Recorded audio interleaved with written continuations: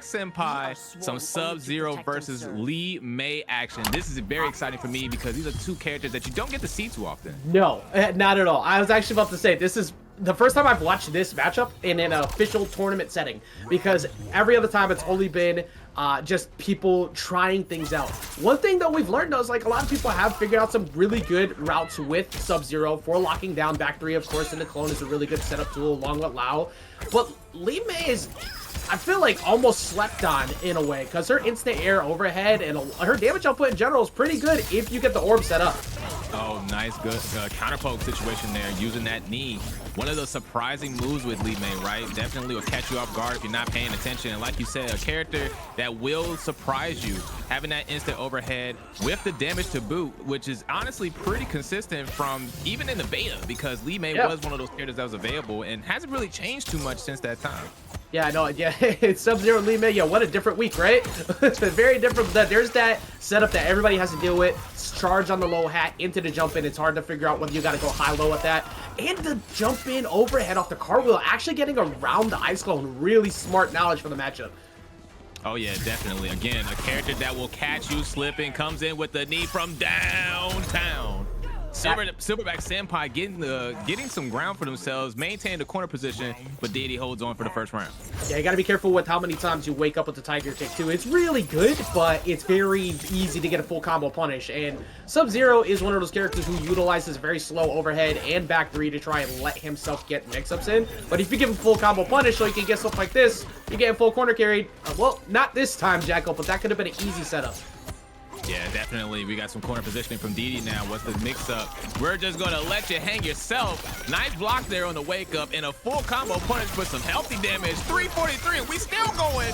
Oh, excuse me. This character does no damage. This character doesn't have the tools needed to make it in this realm. It's good stuff there from Deity. It's so funny when, you know, I mean, it can be very easily exploited on the way Sub-Zero tries to open you up. Yes, because back two is very easy to react to. But if you give him free combo punishes off of waking up, especially with, like, without really changing it up, in the corner with meter, this man does damage. We just saw it. That wasn't even done. That was going to finish at about 44. So you got to be super careful about what you decide to do in the corner. Yeah, and that seems to be the theme of this game, right? Everybody has those super juicy corner combos, those very healthy, hardy combos in the corner, especially with the assists, right? The cameo system, not necessarily entirely new to Mortal Kombat, right? Because those of you that checked out the towers in Mortal Kombat 11, as well as checked out any of the other various game modes that NRS has implemented in the past, they've always toyed around with having a character in the background, right? Whether it's the 2v2 modes, the tag team modes, or having the assist that you can call, and now it's part of the official gameplay. So having access to that, like you said, like you see here, utilizing the Kung Lao, just being able to really flesh things out and see just how far you can push these characters. Yeah, this matchup change over the General Shao is a bit of an interesting one because you got the full screen low, but that is now, I think, 7 out of 7 scenarios on Wake Up where the aggressive option has been picked. So at this point, you're gonna keep getting blown up for it. Do you do it again? Nope, this time, yeah, now you're forced into a block situation. So it's now you're playing mental stacks. You've already woken up so many times, you're scared, and then you get a free throw. Yeah, and good stuff there from Deity, just optimizing every opportunity that they have here, catching the air-to-air with a dive kick. Deity just gonna get another throw. One more throw will do it. One more opener will do it. So it's all about SilverbackSenpai guessing correctly. Kind of hard to do when you have to deal with all this zoning. Eventually the chip will get it done behind Lao and Sub-Zero. I mean, Deity's playing the matchup perfect. Yeah, absolutely. You know, not really giving too much ground here. No need to take unnecessary risks. Setting up the Lao for the 50-50. Good stuff there from Deity. Blocks the wake up once again. What are you doing? Now, actually, in that situation, you kind of needed a breaker because you need to be able to force it back. But deciding to commit to 2-2-2, and that's going to get you locked down. You want to make sure that you're backing up behind a good choice, but SilverbackSenpai, the damage on General Shao can make it happen. You just got to find the opener. Yeah, absolutely. And thanks to those of you that are redeeming the Matcherino code, just want to remind you that there is an available Matcherino pot. For those of you that are participating at home, feel free to click on that Matcherino link in the chat. Utilize those free, I repeat, free coupon codes that allow you to contribute to the pot for free. I got to say it 3 times just to make you understand. Yeah, just make like we said, make sure you go ahead and click those codes, get access to that. Goes right into the hands of the players. One thing I will say, taking the game back into their own hands prior to this moment, which is going to close us out as it's 2-0 lead. SilverbackSenpai started finally adjusting to 1-2, I believe 1 or it's 2-1-2, where the overhead ender on Sub-Zero always smacked SilverbackSenpai down to the ground. So starting to slowly adapt, but is it a bit too late? I can't remember if everything's best of 5. Question mark. Yeah, for those of you that have been seeing, there are some recent changes that are going to be taking place to the official pro competition rule set, going from 3 out of 5 to 2 out of 3 games, as well as in the in-game ranked set system. A lot of those changes are going to be taking place here very soon. But again, we're just watching here as we're at TNS. It looks like we're just going to go ahead and keep it to the old school rules, the 3 out of 5. Which I will go ahead and speak on and say that I think this is the best format for the game. It gives us an opportunity to really see matchups flesh out, right? To see that adaptation. If for those of you that were watching, you know, previous tournaments and events, of course, right? You saw a lot of opportunities where people could come back, right? A lot of opportunities where people could really like get that extra bit of adaptation, because that extra game does matter. You know, you can get blown up very easily in this game. So having that extra time to really figure things out can help a lot. Yeah, one of the things that comes with this game, even though it's not a traditional tag fighter, so to speak, it's still a tag fighter, and it comes with cheap stuff, big damage output, and just big damage output in general. So, being able to have that in your, have the time to adjust around that will make a big difference, because these matches go by pretty quick. Unless your name's like Sindel, it's not too often you see it kind of go slow. All right, Wyatt Lang, is that you? Got the gold color pad going on right dripped now. Out. That bank account hitting different right now. He's up 2-0 and acting different out here. There's another close into the overhead, jumping right into the ice clone. I like the idea of setting up for Lau, because in that position it's really awkward to try and get a full combo punish. You could jump up for 2-1 right there, but either way it doesn't matter. Damages get done, and that's the round. Yeah, and again, you know, Deity definitely doing a great job there of just optimizing every opportunity that they can, trying to maximize the damage and also maintain the best positioning. SilverbackSenpai cranking out the Frost Bomb, which is not a bad idea, right? Especially when you're trying to approach General Shao, not really having the greatest projectile or full screen presence, trying to find a way inside. But Deity using that defensive style, again, not really giving up too much ground and not taking too many risks there. Catches them with the slide, catches them with the clone, catches them with everything. You're getting the entire smorgasbord right now. We are getting good at the buffet. This is the big thing that General Shao's can struggle with a little bit. Like, you want to overwhelm them with pressure, get in, damage output, good to go. But if you are getting shut down by ice cold, by zoning in general, it can be hard for them to get in. And for Deity, this is not going to close it out yet, but one more good mix or a throw will just get the job done. Trying to call out the wake up, because every other time it was always the aggressive wake up from SilverbackSenpai. All right, SilverbackSenpai without the axe now, gaining access to those extra moves, but Deity not letting it happen. Bro, all right. Because I think that is probably one of the more like entertaining styles, right? It gives you that little bit of extra boost with that extra character in the background. And then having playing games, you know, such as like Power Rangers Battle for the Grid, where it allows that creative freedom, being able to take over a character at any time, and seeing something similar in Project L, you already know that game is going to be super exciting to watch. Yeah, it feels like you're fighting 3 characters instead of 2 in this matchup, because you got the transformations coming in from Reptile, which also, the way he just jumps in on you with the instant overhead can be very difficult to deal with, but not when you constantly try to challenge 3-4 against Kang. He is just nothing but plus frames. And the overhead that comes in from Stryker, it's so easy to sneak in because you're always expecting them to keep pressuring. Here comes the overhead. Here comes the grenades that don't ever give you a turn. And the full screen zoning into restand off of Stryker. This is a very strong duo. Oh yeah, Stryker in general, a very strong cameo indeed. Kind of slept on because you don't see too many of them, but Stryker definitely has tools to really help out your character for sure, with the grenades being one of the most widely used cameo calls. As you can see right there, the grenades getting in some very healthy work there for Sooneo. Sooneo, no stranger to the zoning stuff. He's keeping them completely locked down too, because at this point, it's all about seeing when they try to steal the turn back, especially in games like this. And every single time, Lopuno has been trying his best to get out, but it's always locked behind the insane pressure of Lu. We didn't get to see too much of him early because Raiden and company just stole the show, but now that the time is continuing to progress and people are starting to realize, hey, Lu's got locked down too, and he also has some insane damage output. Yeah, definitely. Liu Kang, another character that you don't, which is going to be really surprising to hear, but you don't really hear too much about in this current iteration, right? A character who was a character who was extremely explosive in MKX, who has pretty much maintained a consistent foothold throughout time in the most recent Mortal Kombat titles, and is still a very well-rounded character, the Ryu, if you will, right? Just the everyman character. Pretty much has everything that you would need. Great zoning, mix-ups, damage. His zoning confirms got easier.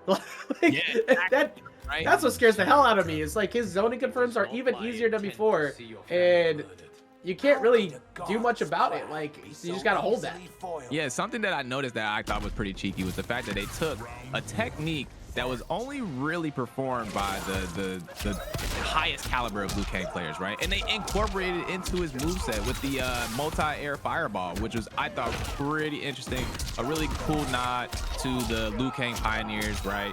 Folks like Ninja Killer, like SilverbackSenpai, who definitely have been putting in their work with the character. And now we get to see those exact high quality, those high tier strategies be a part of his moveset.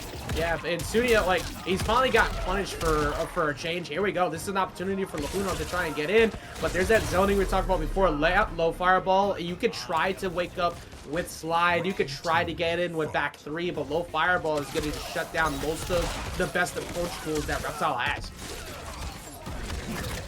All right, good stuff there from Lopuno, coming in with the slide there, the low profile fireball. Beautiful confirm there, 387. And you start, all right, there we go. The back two pressure's gonna come out, but forward four, that's what's been mixing up Lopuno the most. He either goes forward 4-3, continues it up, or he does it enough times where he falls asleep on the Stryker overhead. He does forward 4 once, Stryker overhead comes through, boom, you're starting to second guess yourself. You never can steal your turn back, and it just keeps on repeating itself. Oh yeah, definitely, one of those situations where you got to be real careful, and you definitely have to wait your turn, because Stryker, again, has the ability to turn a lot of different, strings that you would consider to be unsafe, or you would consider to have an opening, can turn a lot of those strings into real pressure, real block strings, real situations where you have to sit there, where you have to block, or have to utilize resources of your own to have a chance to get out. Yep. And Sooneo, one of the higher seeds of the night, for good reason, of course, continuing to show that is just like the pressure game has not slowed down. I'm curious as to what Lopuno is going to do to try and adjust around it, though, because we talked about it a second ago. It's been mostly trying to get combo starters off of Acid Ball, but back three is getting shut down. That's your best pressure tool because it's got good range poke. It's going to lead to all your starters. What do you do when that gets stopped? That's been the hardest thing for him to figure out so far. Yeah, for sure. And good stuff there from Lopuno, getting the party started early with the slide, understanding that Sooneo is just looking for opportunity to set up that Stryker pressure, not really trying to give them too many opportunities to do so. Good stuff there for Sooneo with the staggers. And just keeping it going, cashing out for 34%, and casual 34 off of a very simple string to go for. Back 2-4 is just so easy to follow up on. Lopuno, do we go for a side switch? No, never dashing out. That's what I've been curious about. It's like you're getting your damage, but you're not side switching, which could give you corner pressure, but Lopuno just wants to make sure that the damage is actually getting done. Yeah, definitely. And Lopuno trying to get some ground for themselves there. As you can see there, they are doing damage to Sooneo, but Sooneo always having an answer, always having a response. Again, it's like what you said, right? Like, what do you do when you're forced to stop? But in Suneo's case, he's not going to stop. He's just going to continue to maintain that confidence. He's going to continue to enforce their game plan, regardless of the situation that's happening right now. I like how Lopuno is starting to get the jumping timings too around the fireball, because it's very easy to get baited into jumping all the time, but because you never jumped in prior, that's a good way to do it. But there we go, the high-low mix, or the low-high mix, excuse me, going back 3 into Scorpion overhead, but unfortunately the breaker was ready to go. Oh, beautiful up block there. All right, it's looking a lot better. Lobuno's getting in. There's the jump in. You got the 1 bar if you want to guarantee close, as long as you don't drop it off the Scorpion. Yeah, okay, so Lobuno always has the combos. Just needed to find the openers, and Jacko all of a sudden started to find those openers. All right, Sooneo, business as usual. Again, maintain that confidence, not dissuaded in the least. I wouldn't be either. I mean, you're up 2 games in a set. The whole thing is, it really is. Like, when's your turn? Like, this game is a lot of when is it your turn, but Liu Kang the whole time just feels like he's smothering you. Good empty jump into the kick. They're gonna push him back. Throw would be enough right here. Absolutely. All right, come on now.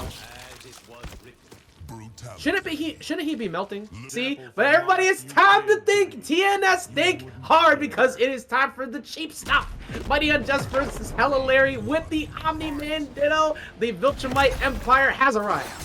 Oh yeah, we're getting the party started with a full round of applause. The clap. Getting the party started with the first hit. HellaLarry. MightyUnjust. Which Viltrumite is true? We're gonna see some job combos early on, of course, but forward 4 into 1-2 or off a hat into 1-2 leads to a big party starter. But something else you could do off of 1-2 as well is the dive. That's not what I was thinking about. I was thinking about the command grab, which is this right here. Launch him up. Boom. Ah. Forward 3 time, maybe? No, bro, he's just only going forward 4. So you're not blocking it. I'm gonna keep doing it. Oh my gosh, look at these combos, the side switches, the juggles. Yo, in between the rounds, he does it! He does it! He does it! Ah! You know, I'm so happy because I could die now. I could die now. Like, I'm okay. I'm not gonna lie. I straight up, oh, bro, wait, what was that? That was off an air to air. That was off an air to air. He did 30% off an air to air. What the hell is that? Yeah, I'm here. I love it. Oh my gosh, we're here. Oh.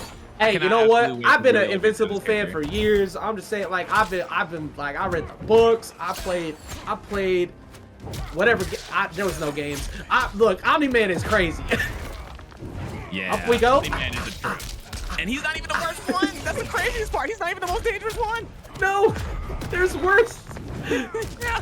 Oh my god, I can't wait. All right, these bread and butters are crazy. This is the best utilization of the air combo system that we have seen on a character by far. Oh yeah, definitely. Like, Nitara has been cool. This is crazy. Yeah, and I expected nothing less, right? Because this character, like you said, easily one of the hardest working men in the Viltrumite Empire. Just make it clap. That thing is brutal. It doesn't work, but I so badly need somebody to find me a cameo that can combo confirm off of claps, because I need to do multiple claps in one combo. Someone please find me that stuff. I need it. Which my guess is probably Scorpion. That's my best guess on who can make it happen. He's got the whole bakery under that fabric. Hey, yo, pause, bro. Oh my gosh. I know exactly what they're talking about too.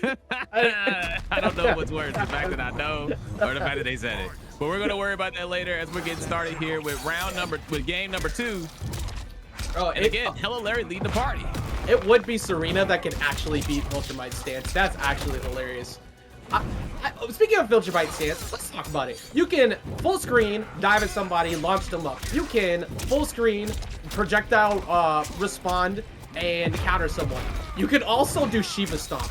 I love this character. There's way too much going on, and this move is so damn cool. Oh, I love it. The spine tingling presence that is Omni-Man. HellaLarry, big whiff there, but no punish. Yeah, breaks your back. It's very, very different compared to what chat has been asking for lately. That's all I'm saying. But right now, we're going to get the drag down. Got the meter to spend it if we feel like spending it. Spend a little bit more. No, he doesn't even need to. Jackal, he did 37% by accident. We talked about it earlier. He does so much damage. Yeah, there is no point in underestimating the might of the Viltrum Empire as we are getting further and further into the round here. HellaLarry trying to make an option work. Blocks the overhead. All it makes is one more mistake. Of course, Kung Lao, another one of the super villains, if you will, of the superhero franchises. It would be loud to work with them. What a great idea! But the armor in the air, the chest bump, I can't remember what that move's called. It's actually hilarious what the name is, but that move is really good on approach.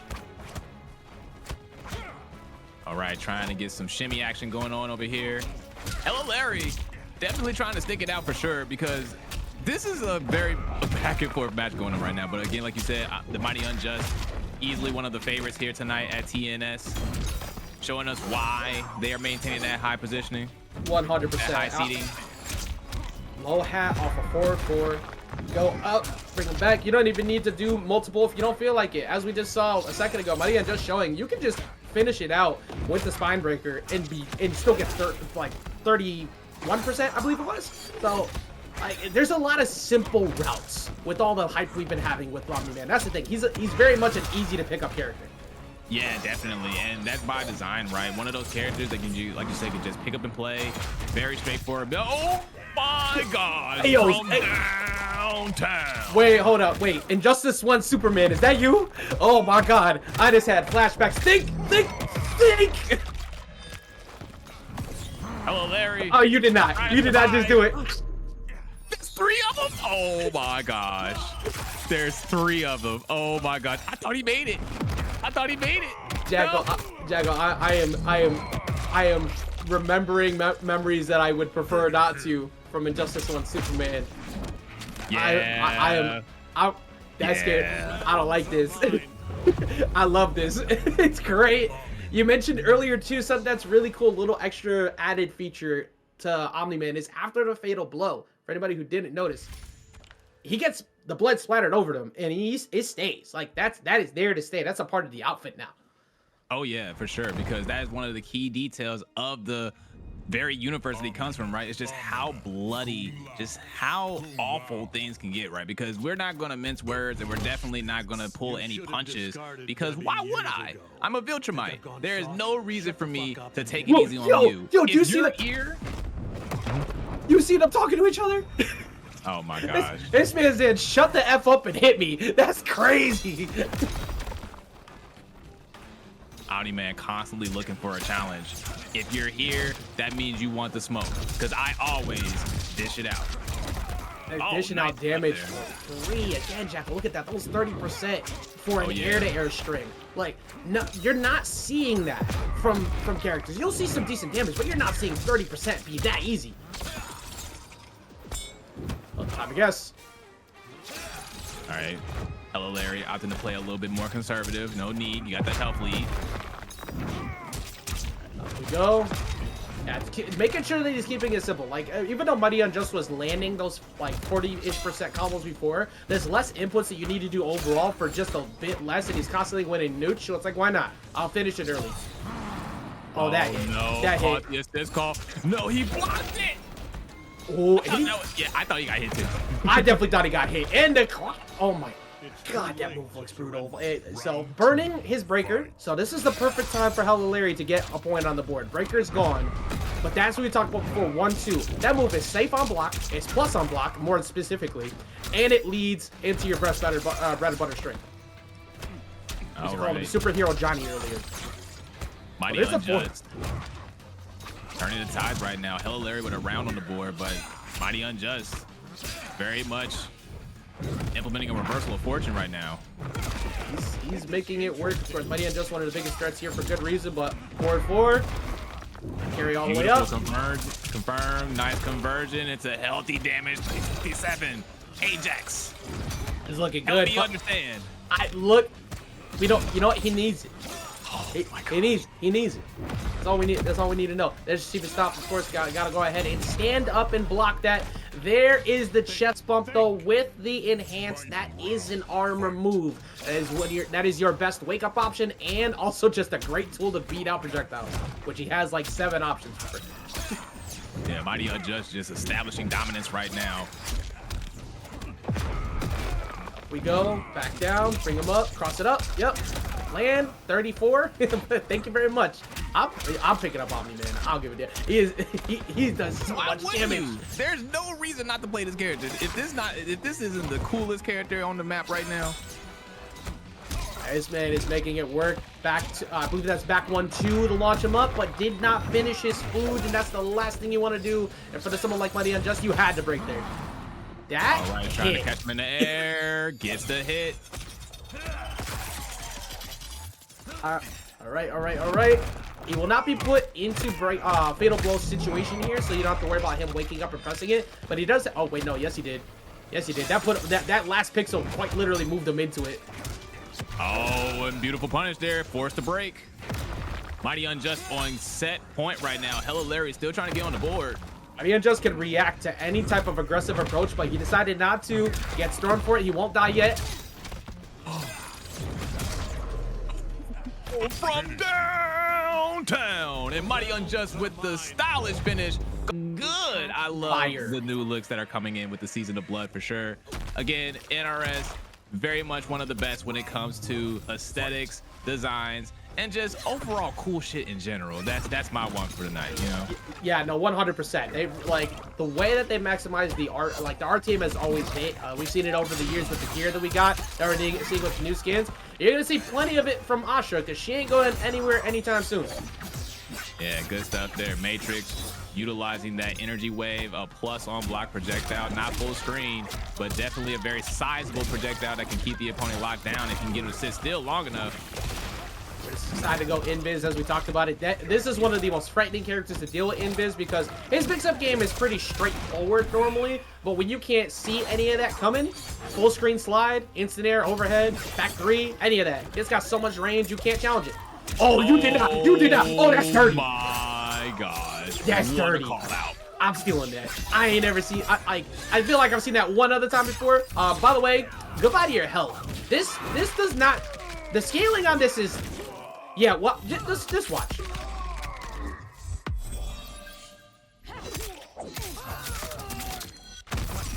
Oh my gosh, yeah. 483 for your trouble, and we have more. Throwing those knives, throwing those blades. Matrix on the board. First round of game number 1. Let's go.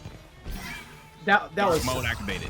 That was so dirty. Like, and that was also after a really good play from Yadriel, going full screen, setting up Stryker, which makes you scared to just like hold back the whole game. You can't really do that. Oh, and beautiful optimization there from Matrix, getting the 360 into the light mode there. We haven't seen forward 2 find its way in yet, but I'm seeing a lot of conditioning on low pokes coming in from Matrix. I would not be surprised to see forward 2 find its way. The overhead pretty soon, but now, yeah, Jackal, this is the best spot. Reptile just output so much damage in the corner.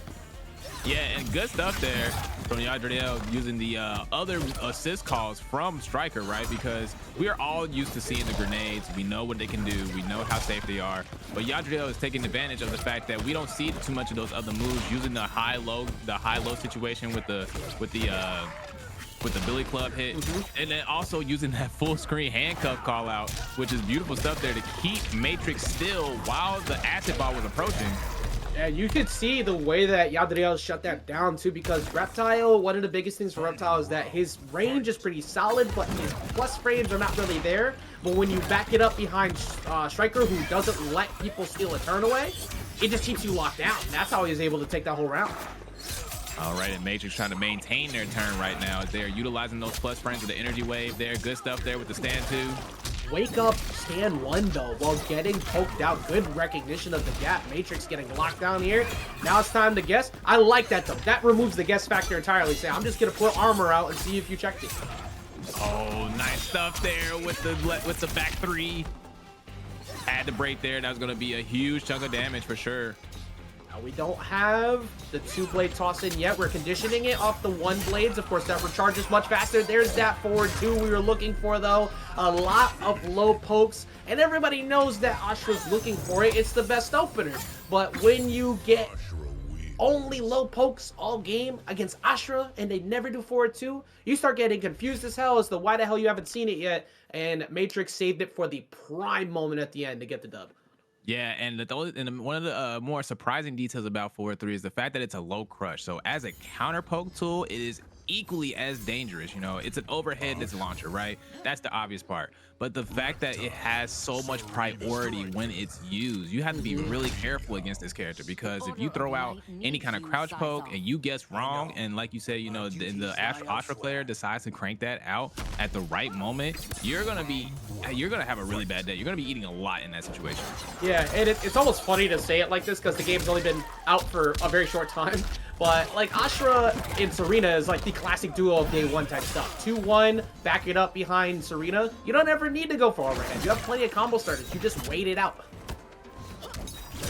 There's that back three started off finally. I like the cash out for positioning instead. Like, invis would be one thing, but if you're center screen, invis doesn't really do as much because people are way less scared. They can just back up.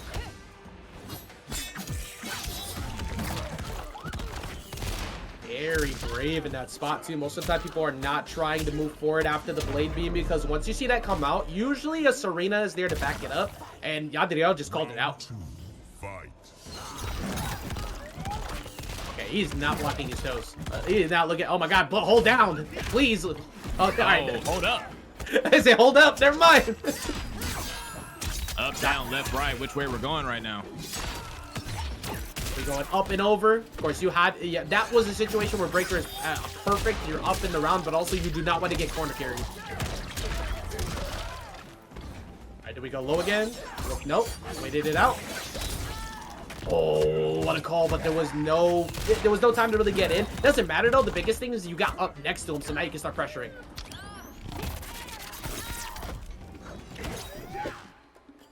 Oh. Okay. Ooh, oh, I was about to say, where'd we go? We're still in it. Oh, there we go. The 4-3. This is gonna chunk for a good amount again, like we said before. This fatal blow is not. I didn't see the starter. Oh no, it's that one. Yeah. Okay, so congratulations, you're about to take another 40 plus again. This should be about 45. Oh, no, never mind. It was still the 48 string. 48% from corner. Good poke out, and Matrix steals that round. Yeah, that is the thing about Ashrah, right? Is that she doesn't need too many opportunities to really hurt you, you know?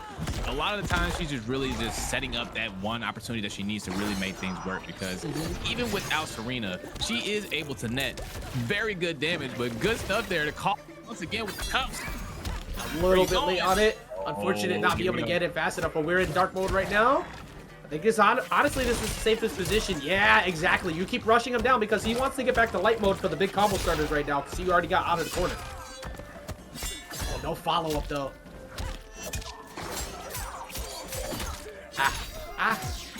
Watch him up. Yeah, pretty much got the ideal starter that you have to break because you're going to be really hurting at the end of that combo. Dark mode activated. Good stuff there. I can't get over that club. It's the simplest overhead. It's so fast, and it's just a man hitting you with a nightstick. That's it. There's nothing special. There's no elemental blade. It's just a guy working a 9 to 5 hitting you with a nightstick. Yeah, right. It's just business as usual right now as Matrix taking round number 2 for themselves, getting 2 up on the board, 2-0 right now in this set. Yeah, I mean, you're right on point with that. Business as usual. Yadriel may have the working man, but it is currently Matrix the only one clocked in at the moment because there has not been many mistakes that have happened.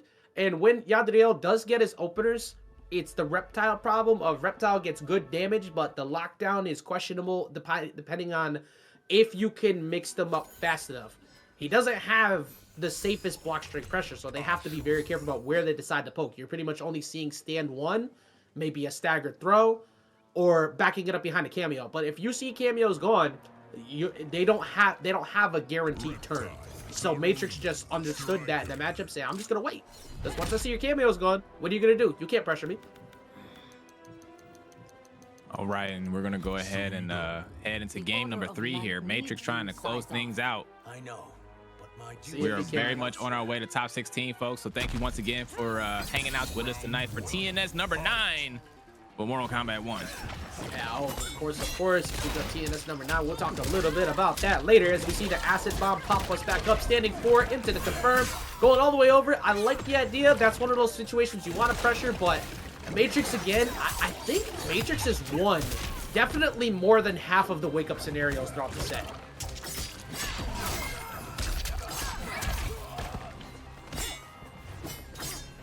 before, trying to get him to play a little scared. I like the fact he finished that. That time he decided to finish it all because he got that little bit of extra distance on Reptile's, well, actual Reptile form. All right, try to get some shimmy action here. This is one of those things that both of these characters excel at, you know, pushing you at ranges that make it really awkward to respond. And most of the damage like a lot of damage is coming off the slide, but it's only 110, so it's okay to take those over and over again. But you can't take one right now. Actually, you could. Never mind. I thought he was gonna be able to get a little bit more. It doesn't matter. Matrix again has been perfectly content with taking that little bit of damage for the sake of just resetting neutral. Yeah, and if you had noticed earlier, you know, Matrix hit Yadriel with the 4-3 when they were trying to go for that slide, and that's that counter poke, that high quality you know, priority that you can see there from that move. And you're not like, Matrix isn't really using that move for a mix-up, right? They're using it to really just catch them pushing a button. Yeah, I mean, that's the big thing. Most trades are in Ashrah's favor. There we go again. The wake-ups have been so on point for Matrix, but Yadriel immediately side switching back. Go ahead and block standing 2, not forward 2 though. There's the overhead back in the corner. All right, Matrix pretty much just business as usual once again, just moving forward, looking to get the full combo here. Good stuff, no breaker available. Matrix taking the game set and match 3-0 over to Yadriel. They're back. It ain't happening. we gotta hold that one. I am with you on that for sure as well, but we gotta hold that one. I don't think we're ever gonna get that pipe dream. Oh no, but we are going to get plenty of hats. It's this match is sponsored by Lids, as we have Bluelinkys and Shuletah coming in here with the Raiden and the Lao. So Shuletah always performing super well. I believe another very young representative in the community who has been just playing so well. I believe she's like 16 or something like that. But Bluelinkys, it don't really matter. You're gonna learn, and getting in on Raiden is gonna be a little bit easier post Cyrax. But the Kano has been the one of the big go-to picks for them since changing off of Cyrax. Yeah, right, and then you're also seeing shades of safety here for both of the players, right? Because Kung Lao and Goro, a very strong combination for sure. Goro having that great ambush assist with the up punch. Raiden, you know, utilizing the Kano assist with the knives and the Kano ball, like you said, very similar to the Raiden Cyrax combination of old. Yeah, what's so dangerous about just that right there as we see this match go to a closeout here on the Fatal Blow, you talk about the ambush assist. It not only makes you plus on block, but it also combo confirms. So you don't have to do what so many people at mid to levels aren't good at, reacting on hit. You don't have to react to the hit confirm. You just see Goro, it's like, oh, okay, did Goro launch him up? Great, time to party. Did Goro not launch him up? Great, it's still time to party. Oh yeah, for sure. But another character that is always trying to party all the time as well, Raiden coming through with the Kano ball, still maintaining that pressure. I don't know about that. I feel like Raiden is that friend who will definitely like call the cops on a little bit interesting stuff at your own party, because he's trying to jail you the entire match. Even losing Cyrax, he's still trying to put you in the electric cell. Coming in backed up with Kano too. It's still been the same game plan. Really good high-low mix. Even with back 2 not doing a lot of damage, it doesn't matter. You take 4 back 2s in a row, all of a sudden you start second guessing things. All right. And Kung Lao, of course, creating some uncertainty himself. Oh, with Shuletah getting the opening. No, misses on the throw. Well, it's a big opportunity for Bluelinkys. Yeah, you had to break there. You did not want to take the damage. He had 1 bar on. He could have carried you all the way down to the end, but that is going to be the dive kick punish. Challenge shimmy won't be enough to finish it out. He's got to block 1 more time, and that will not be enough, as it's all going to be that chip damage, and he gets round 1. All right, Bluelinkys with a very strong showing there, very strong start, taking game number 1.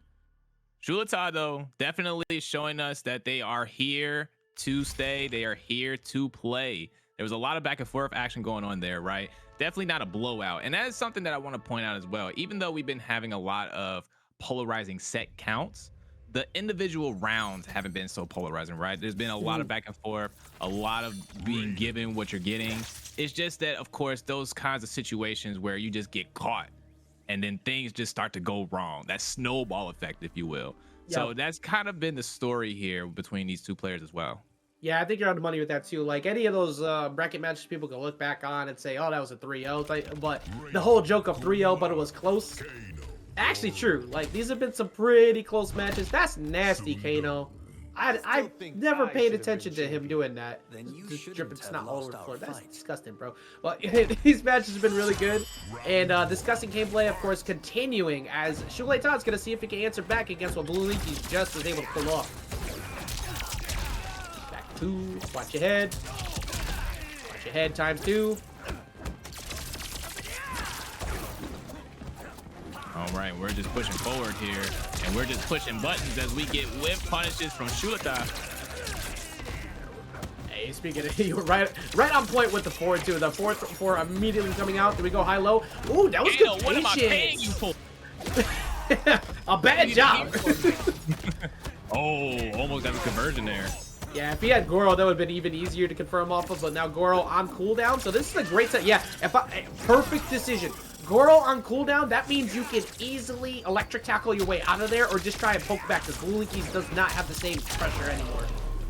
And I like that Shuletah is opting to use those options that are a lot more consistent for them, right? They understand that Bluelinkys is just going to crouch block, not really trying to get opened up by the launching strings, by the starters. So they're just going to take the damage where they can find it. Yeah, I mean, like we said before, back 2, that landed 3 times in that match. That's you took 240 damage. So you took 25% of your health off of blocking low the whole match. Like, it adds up over time. Speaking of adding up, math be hard sometimes, but that math looking good as we see almost 40%. Yeah, that was off of an air-to-air as well. Crazy conversion there from Shuletah, but Bluelinkys evening up the score here. Good job blocking the overhead there. Sometimes you'll see them pull that out, the little cartwheel over. The Bluelinkys doesn't want to spend the bar to continue to keep that pressure up. Doesn't matter though. You cannot punish that string. It's not that unsafe. We got the fatal blow. This should do it. Actually, doesn't even need it. And that was great awareness there from Shuletah, right? Understanding that even with them trying to cancel the overhead, that's not necessarily a real scenario because the overhead in itself is already super unsafe. So having the confidence there to just immediately respond, to immediately counter poke, and getting the opener and having a full combo punish ready for that moment definitely shows the situation awareness that you need to compete at this level. 100%. Also, we got to do a quick just a praise, if you will, for Fruity Fetus, who has confirmed that they watched the Cats movie in theaters on Christmas Day. You can never get that day back from your life, and I am so sorry to learn this, and I feel for you. I'm sorry. Sorry you had to go through that. I've heard so many terrible things about that movie. It's a movie, something, right? It's a movie.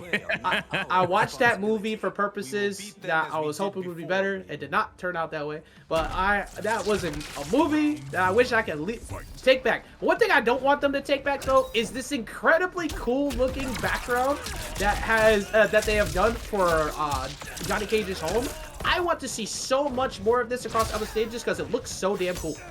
Yeah. Cage knows how to throw a party, right? And we are definitely partying right now as Bluelinkys getting the early hit. But Shuletah, again, with the response.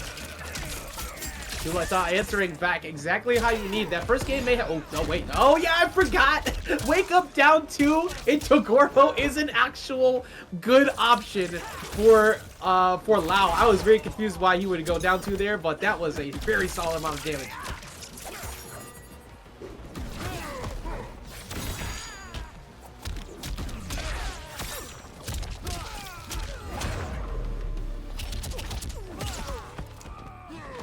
Well, dominating round for Bluelinkys again. Shuletah, like, he had him all the way down. He was down to 7.5 health. 7.5. Still couldn't get the job done.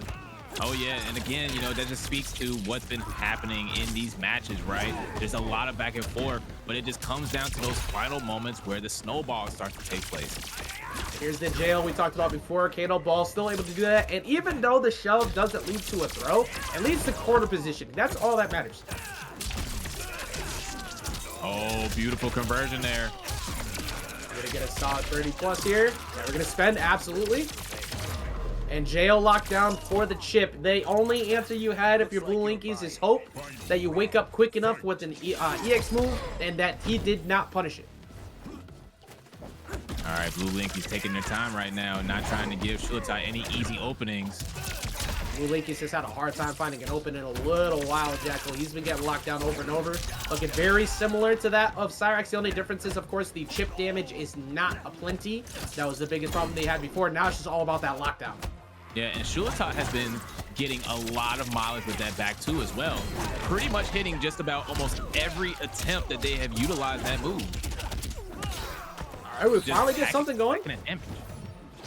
Hat toss back. Ooh, dive kick finding its way open too. Good job blocking the overhead, but you think it's your turn. It's not your turn yet.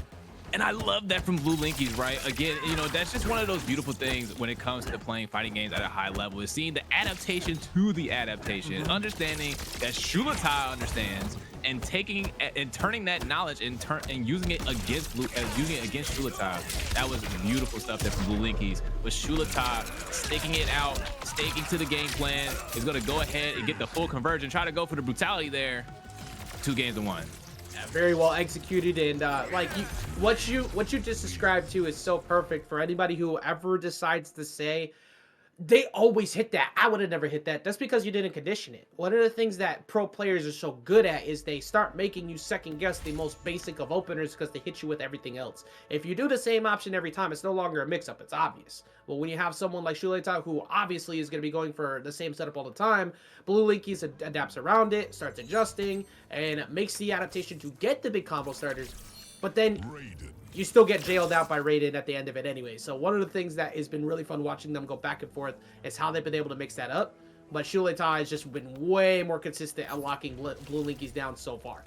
Oh yeah, absolutely. And just as an update for you folks, Sooneo has made it into the winner side of top 16, taking the set 3-0 over Zsquil as we move forward into Night Show.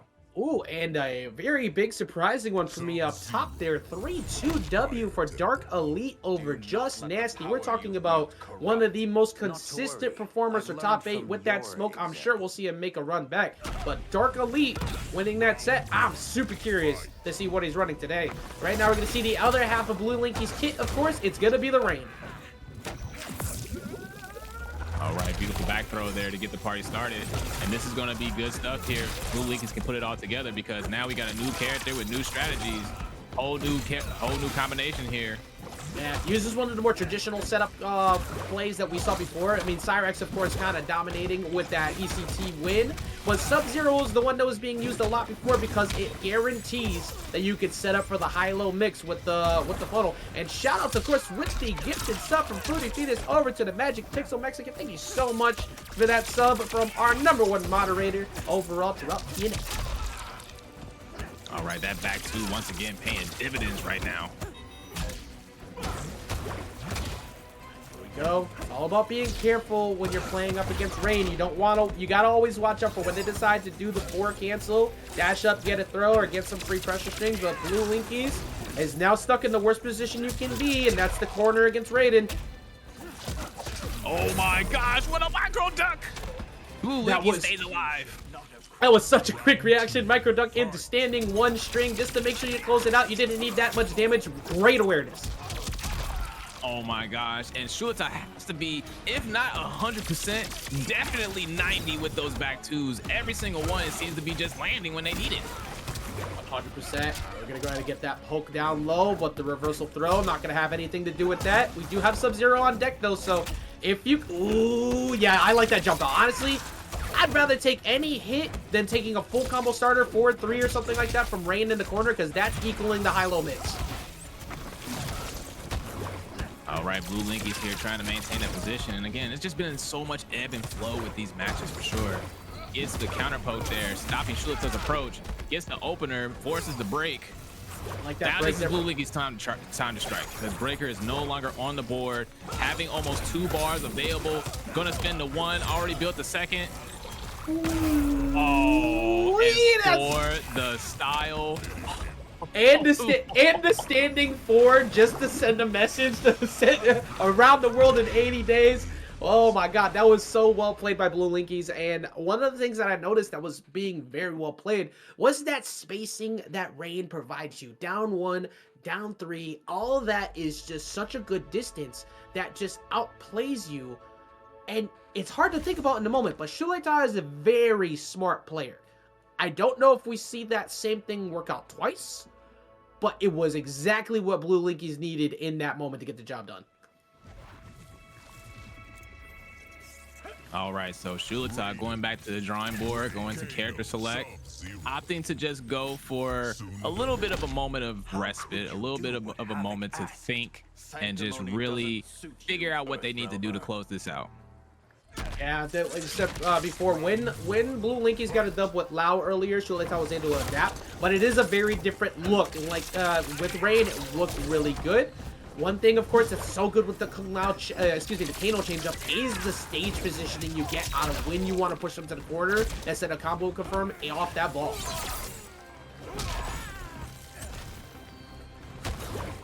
All right, again, Bluelinkys. Yeah, and Bluelinkys just, again, you know, playing that range game, the lane stuff. Bluelinkys was able to use those down threes into forward three as well to just kind of get Shuletah looking low.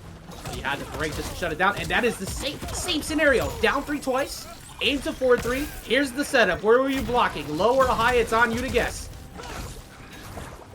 Actually, and Bluelinkys definitely having a night and day difference right now with a healthy health lead. Back two, he has consistently been hit by that over and over again, but because you don't want to get hit by forward four, that would have been a lot of damage. What a great jump out from Bluelinkys. He timed that. Okay, I forgot. I'm not gonna lie. I forgot about that round ender. This man skipping to my Lou, looking like Mary Poppins, hopping over and floating back down, with summoning those water balls. I mean, you gotta be feeling good because you're getting closer to winning this best of 5. All right, setting up shop right now. And I do like that Bluelinkys is pairing Rain with Sub-Zero, so that way they have the ability to set up their projectiles, to set up their stuff. But Shuletah not really able to respond without taking any huge risk using like the dive or anything like that. They can't really use their more safer options like Kano knives or their Thunderbolts. That's the biggest one right there. Shutting down Kano knives removes a big part of the straight hit territory kit because you can't go for knives into teleport. It's an invalidated option because the armor is up and it just shuts it down. And Bluelinkys is definitely trying to utilize that down three as much as possible, right? A lot of range on that. Nice, good counter poke. Down poke. That one poke out. He's trying to dash cancel up to see if he can maybe get Shuletah to press a button first, get a block up, get a free throw maybe. But at this point in time, it's not easy to get in, and Shuletah's doing what you need to do sometimes against zoners. You just back up, because the timer is in your favor. All you gotta do, you call out the jump, and you wait. It's all about just not getting hit right now. If you get hit, it is going to easily be a quick amount of damage. I think this match is forfeit. Doesn't matter what he can do, you just hold block, throw doesn't kill you there, and that is game 5, last round, Bluelinkys and Shuletah. Yeah, final round right now. Bluelinkys getting hit with a taste of their own medicine for that last round there. Shuletah turning it up. Knives, dash over, yes sir. I like the wake up option there. Don't let him keep the lockdown. That's the last thing you want to do right now. Gonna go ahead and cancel the beam. Bluelinkys is doing exactly the same game plan as before. Are we gonna send the throw in the corner? No, actually just forward throwing. And I can definitely see why Bluelinkys is sticking to the game plan, right? Because it's not entirely failing them right there, right? Yep. They got the counter poke. They're getting the whip punishes. It's just, you know, trying to maintain that positioning, trying to maintain that ground. Good block there on the Kano ball. And another back two, tapping the dome. Get blessed from up top. You keep doing those, it'll eventually add up, especially with this chip damage. You are now in you got 3 in just this round alone. You only got 211 health left. You cannot afford to be taking these back too, so it's all about finding an opener right now. We got 30 seconds on the clock, running them down. There's the call out. 4-3 gets blocked. We got 3 bars of meter. And this is very doable, but you can't afford to play the long range game now. You will get chipped out eventually. You try to zone too much. He walked up. That hit. A Bluelinkys steals around them. This is why you cannot try to out zone Rain at that type of health. It does not work. Shuletah was I like the idea. Shuletah was trying to find the spot where he could sneak one in. You try to make it so Bluelinkys answers back with his own projectile at that point. Omni-Man, but we're gonna go ahead and move forward with some Sindel versus Nitara action. Take it to the skies. Yeah, we got some sinful activity, by the way, because all you Nitaras out there who are acting like this character was dog water, you were liars. Liars. Back 2, cancels. Go for full combo. We're going to carry you all the way over. Cash it out. Go back to the skies. You also got buffed on that. You got less health taken away now. This character got some damage. She got mix. And everybody... I'm not gonna lie though, I'm actually pretty happy Nitara got those buffs because now we get to see more of her. There's the back 2 again. Ludi does not know where to block, and neither do we, because if you don't know where he's going, how are you supposed to know? That was disgusting. Now, one of the things that's dangerous about this too is trying to full screen zone against Nitara can actually be a little bit frightening when backed up by Kung Lao's low hat. It's easy to get Sindel to hold back down. Oh my god. Look, this isn't a left-right game, but man, this is, oh my god. Like, you didn't even finish it, but it doesn't matter. Like, where are you supposed to block? 1, 2, 2, 1. Launch it back up. One bite. You know what? Oh, didn't end up spending it. I thought we were going back in for a snack. Sindel looking like a whole one right now, but it's all about good eating for Aphrodite. That is the dot damage over time. All you need to do is chip it out at this point. Sindel cannot afford to take a single hit. Down 3 just to finish it. That was actually dominant. That was crazy. Now, Ludi, of course, has shown us many times over what he can do with Sindel, so I'm not gonna say that we don't see that come back, but it would not shock me to see potentially Ashrah show up after the way that looked. Yeah, and then of course that would be a beautiful thing to see, right? Because that's a canon battle. Ashrah destined to vanquish the evil demon, in her mind at least. That is Nitara. Yes. Did they nerf Sindel Jax? They nerfed Jax. So setups in general with Jax are gone. Not gone. They're kind of gone though. The katana stuff is nerfed too. Look, that's because all y'all wanted to give away the secrets, and honestly, it needed to happen. Unblockable setups like that, leading to that full combo, those combos, yeah, it needed to happen. Get hit. Just don't get hit. It's fine. Just don't get hit. Just don't get hit by the guaranteed lockdown unblockable. You know what? You should have never been in that situation in the first place. That's I on you. can only imagine Tong was just watching people complain, just like Principal Skinner, Principal Tong, sitting there looking down on us. So damn true. Here's what we were looking for before. Even with that pretty dominant game from Aphrodite a minute ago, oh, I forgot you could do that. Yep, completely forgot you could teleport string off of that. Don't matter though. Back 1 is going to get the anti-air that you need. That hair does everything you need it to do. It is plus on block. It's an anti-air. It's a combo starter. It don't matter. I'm in getting the combo started and a healthy conversion.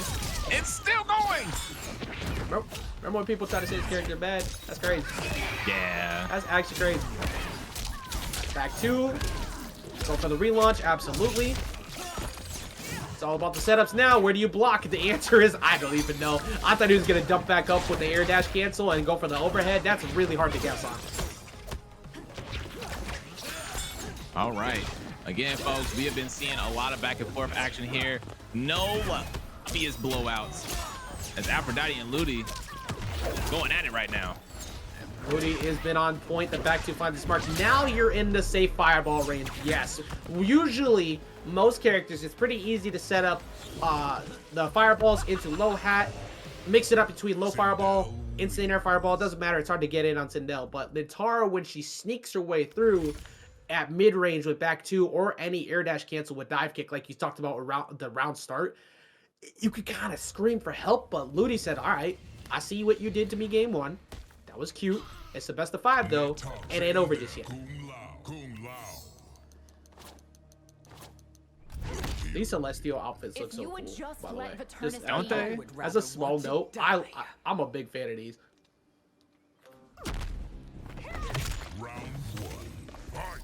This match isn't going to confuse everybody when they look up online and they see that it was like 3 minutes in total, but to win game 5. And I'm so happy that we're probably at this stage, like this one or the pyramid, because I talk about this all the time.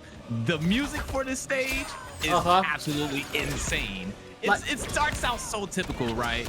It's the end of the world, you know, it's epic, and just stuff going on. You got the chorus going on and everything else. And then at some point in round 3, things something just happens. Something just changes. It's just like, you know what? We're gonna get a little funky. So I'm hoping that we get to experience that while we're here. But right now, Aphrodite is experiencing a lesson in pain as Ludi going in. Ludi likes the party indeed. That was dominant. And shoutouts, of course, to all of the continued Matcherino codes I've been seeing y'all put through in the chat, popping up on the match. Thank you very much. But like, I love this stage. I know there's a lot going on in the background, so sometimes it'll be a little distracting to people. You got fireball. Like, look, you got asteroids just falling out of the sky. Like the whole dust storm. It is quite, the world is quite literally ending in front of us. You know what? It looks so damn cool. We're gonna get that dive kick though. It is such a good anti-fireball game tool. We spent that bar, go back up, cash out 40 plus. Now it's time to lose that health. Look at it. Blood sacrifice for less. Such a good thing. They needed that. I will say for sure they needed to be able to do that, but it is a massive buff indeed. Dive kick, get around that, get that throw. This should not be enough to close it yet, but one more mix will do it. Oh, that was so dirty. Yes, we're here. Oh. Final round. Fight. Let's go.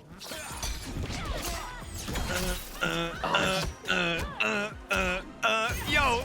It just picks up so damn well. Look, me NRS. Keep it going.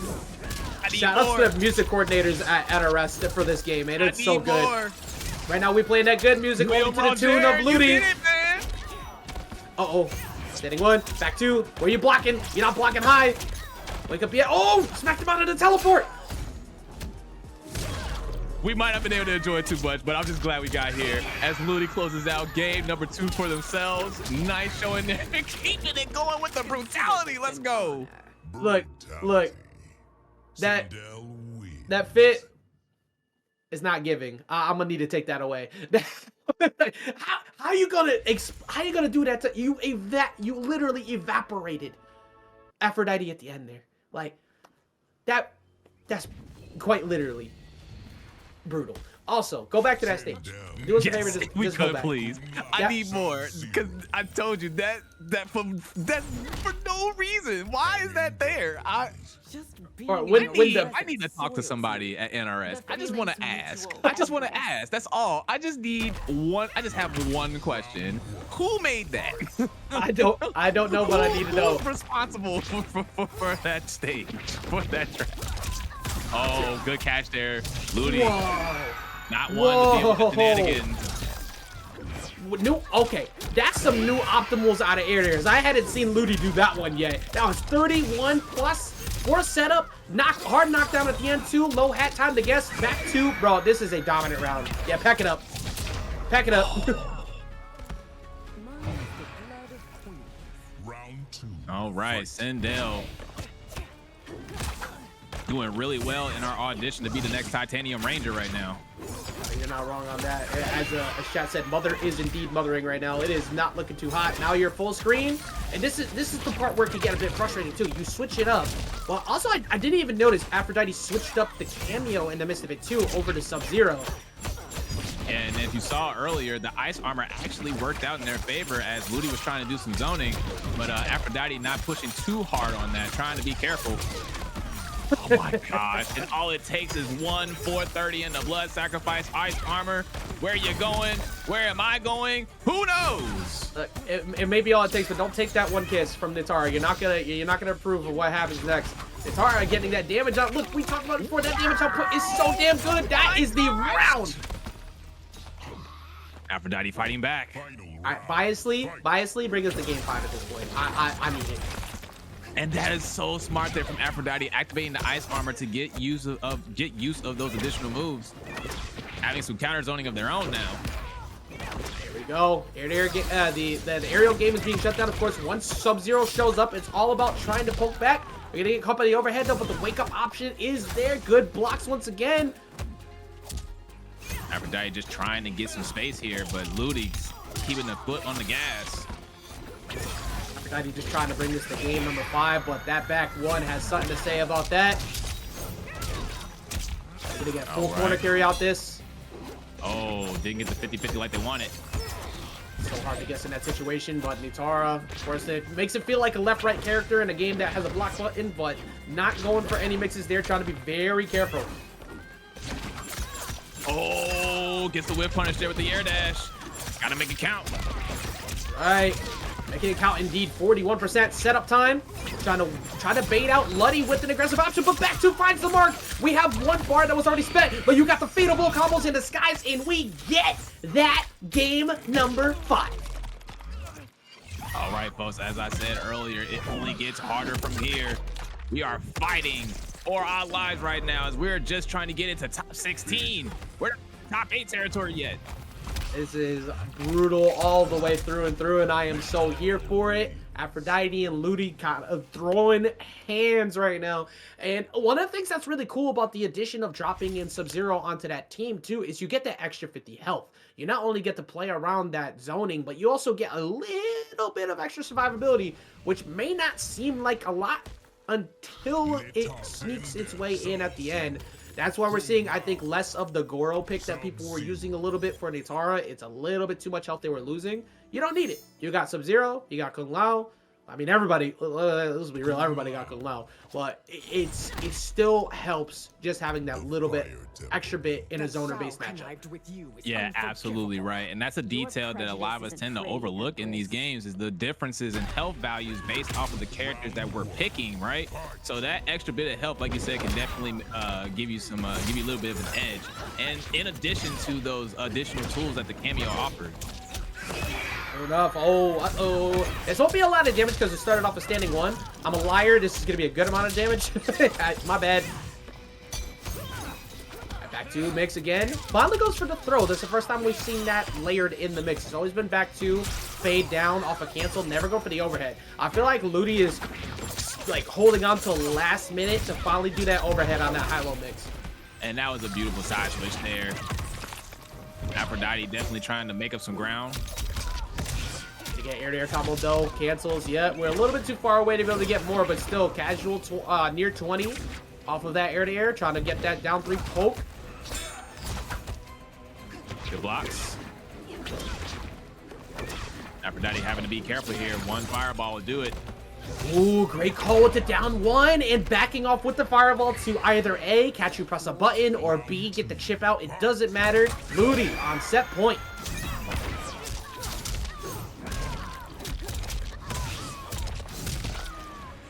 Ludi getting it started. Sindel fighting like the boss that she is. Ooh.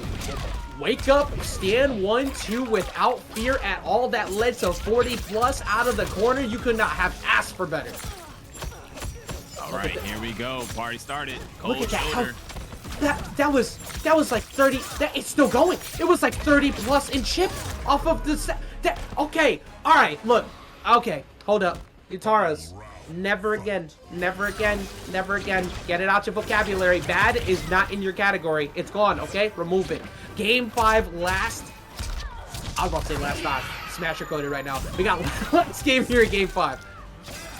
All right, here we go, folks. We are getting down to the nitty-gritty. Another final round here, right here on TNS. Here we go. Oh my gosh, and what a conversion there. Could have got more.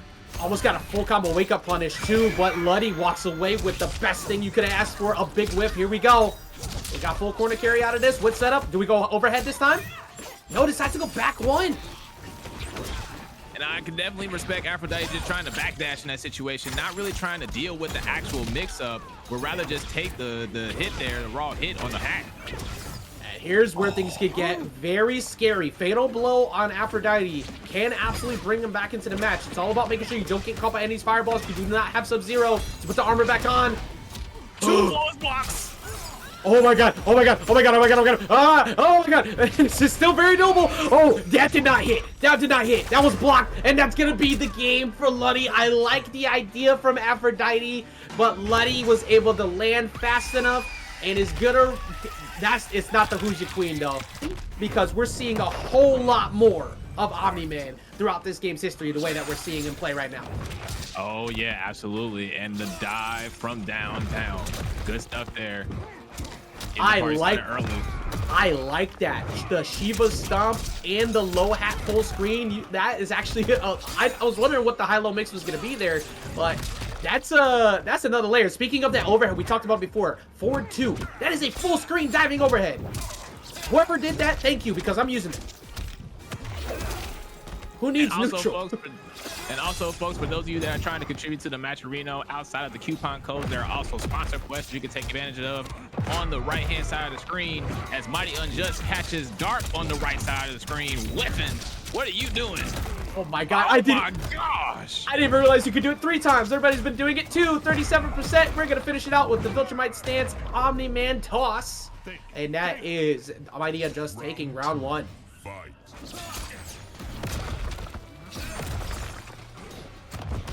This match is sponsored by Sean Paul because we're making it clap. We're gonna go ahead and bring him back up once again. 1, a 2. Okay, only 2. Not Mr. Owl, just Omni-Man. Yeah, how many hits does it take to get to the center? Depends on how you ask that question, because chat is acting up. That's all I'm gonna say. But we got another slam coming at 38%. That's what we talked about for that chest bump. One of your best options to wake up, of course. Back 1 launcher though. I actually was curious what his optimal bread and butters were in the corner too, and now I know. Back 1 launcher into, oh bro, that's a brutality in disguise. He ran through him. Slow, too weak, too easy. This character's so damn cool. Game And he's just 1. up there. It's just like, I don't need, like, I'm just, no. Bro, yeah, no, like he may have given you a respect of 20, but it was actually more like negative 1,000 because it's not even worth his time to go down to the floor to even take a look at his work. It's just like you were nothing to me. You were nothing to me. One of the rudest things in that show is when he refers to someone as a pet. I won't say who because I don't want to give a spoiler on that, but like this man is just a literal walking form of disrespect. Earth, didn't you? It's all under control. Stick to your own timeline. And that pride, that ego, as we are back at the end of the world, folks. Give me that round 3. I can't wait to see it. Homelander better, boo. What are you talking about? Homelander's staring at the cell phone, freaking out right now, wondering what the hell he's supposed to do about Omni-Man. Yeah, don't forget what Death Battle said. Homelander doesn't stand a chance. Look, all I'm saying is the matchup is actually unwinnable the moment you bring a bottle of milk into gameplay. That's all I'm saying. You had to break there because as we have all seen time and time again, Omni-Man needs not much. Shout out to the $1 contribution. Thank you. That, you know, $1 maybe back in I was gonna say that definitely will not get you a bottle of milk. Maybe get you a Yoo-hoo if you're lucky. But we got forward 4 pressure coming through. Of course, forward 4-1 is one of his better launchers, but you either A, get the hit and just keep it going, or B, you just keep it safe with Kung Lao's hat. And the best part is, it doesn't actually interrupt the combo if you get the hit with Kung Lao's hat. So very similar to Lao and Goro, you just do it. And I love how when he flew away, right, he was like just in super prime form, right? He's just like, oh my god. So militant right now, Omni-Man. Oh, try to get the whip punish. No 4-3s as well. I'm not really seeing it. I think the thing with 4-3 is that it's much harder to confirm off of unless you have someone like Scorpion. So they're being very careful about not doing that. But you don't even need it because you got Lao anyways. 1-2. Send him back to the corner. I like that. Finishing it with the 1-2 aerial combo finisher too, specifically to put him in the corner.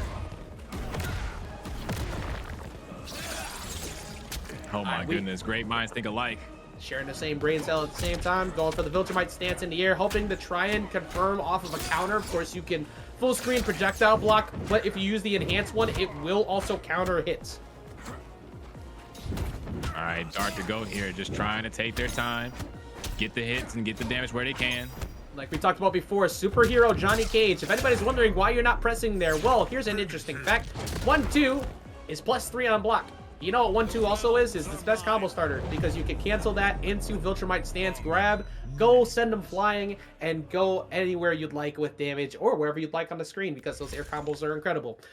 This character's got sauce, and he's also got cheap stuff. He's got plus frames, and he's got a great low starter as well, depending on the cameo. I know we've been trying to send the message, but we're trying to make it really clear. Start prepping if you aren't playing Omni-Man to play against this matchup because he's not going anywhere. Absolutely not. This cat has taken down entire planets, conquered universes. This is not someone that you want to play around with. Oh, we're going for a little bit of the funky stuff. First Tanya of the night, folks, on stream. All right, I respect this because if you want to outplay someone in plus frames, especially in mid range, well, go to the queen herself because forward 2 is a turn stealer. It plays the game for you. And also you have Stryker in the back. So Stryker, of course, no fear whatsoever whenever you're pressuring because you always have grenades to back you up. And good stuff there from MightyUnjust as they are showing us why you don't fuck with the Viltrumite because you're just gonna get destroyed here right now. The Viltrumite stance is so crazy. I love this character. But right now, Tanya, we were talking about it in a couple weeks ago, actually. We expected to see some more Tanya start to show up. Because she's got the damage output, she's got the plus frame, she's got the ability to go for restands with Stryker specifically in majority of her setups. So she's got what it takes. Bro, did you see that range? That was a conversion. What is neutral? What is neutral for Tanya? Forward 2, keep it safe. Yeah, you can't. There's no turn stealing back here for MightyUnjust. It's all about finding it himself. Forward 4, keep it safe with Kung Lao. And you know, I think Tanya is probably one of the winners here. Definitely one of the top 3 for me in terms of redesigns. Characters always had some cool stuff for sure, right? But I feel like this is one of those times where we get to really see just how truly unique she is in this game. Yeah, I agree. I mean, MKX was something, but this Tanya, it, like, has a lot more flavor behind what she's doing, and I feel like it's better overall for the setups. But the damage output, it's still there. It's still just. It may not be as easy as to get as MKX, but it is still very much there here in this game. Yep, the damage, the safety, the range, the mobility. Right now, getting But dragged speaking all on the about floor. mobility, damage, and range. Yeah, second guess your decisions real quick right there. Quick 34%. Back 1 launcher it sounds, but it's not going to find its mark. But yeah, it's not your turn. It's not your turn. You may you're so brain coded to want to press there because of multiple kicks. But he pulls you out. I mean, she pulls you out of range to see Stryker, and then you hit by grenades. But right now, it is all MightyUnjust. That's the round, and MightyUnjust 1 round away from taking it 3-0. Stop embarrassing yourself. What are you doing? This man is a bully. Man said hashtag bring back bullying. That's the entirety of Omni-Man's game plan. It's disgusting. Snap the back. Casual 31 and wake up. Yeah, you can't. Oh, actually, I like that. Okay, EX in that position, pretty solid call. Yeah, and getting a lot of them right now. We're trading wake ups, trading projectiles. Oh, good block. And an optimal punish to boot. Got 3 of those kicks in. Beautiful stuff there from GOAT. That is not a super easy combo to land. So you guys get a dash up, stand for over and over again, and make sure you don't drop it. But right now, we are not going to drop these as MightyUnjust continues to drop everyone into the ground below 6 feet under. Oh, speaking of dropping into the ground, let's go ahead and take a look at the natural subway system. Let's see what's going on here. Congratulations for that, because we were waiting for that one for a little while. But also has constantly been in top 4 over the past 2 months or so.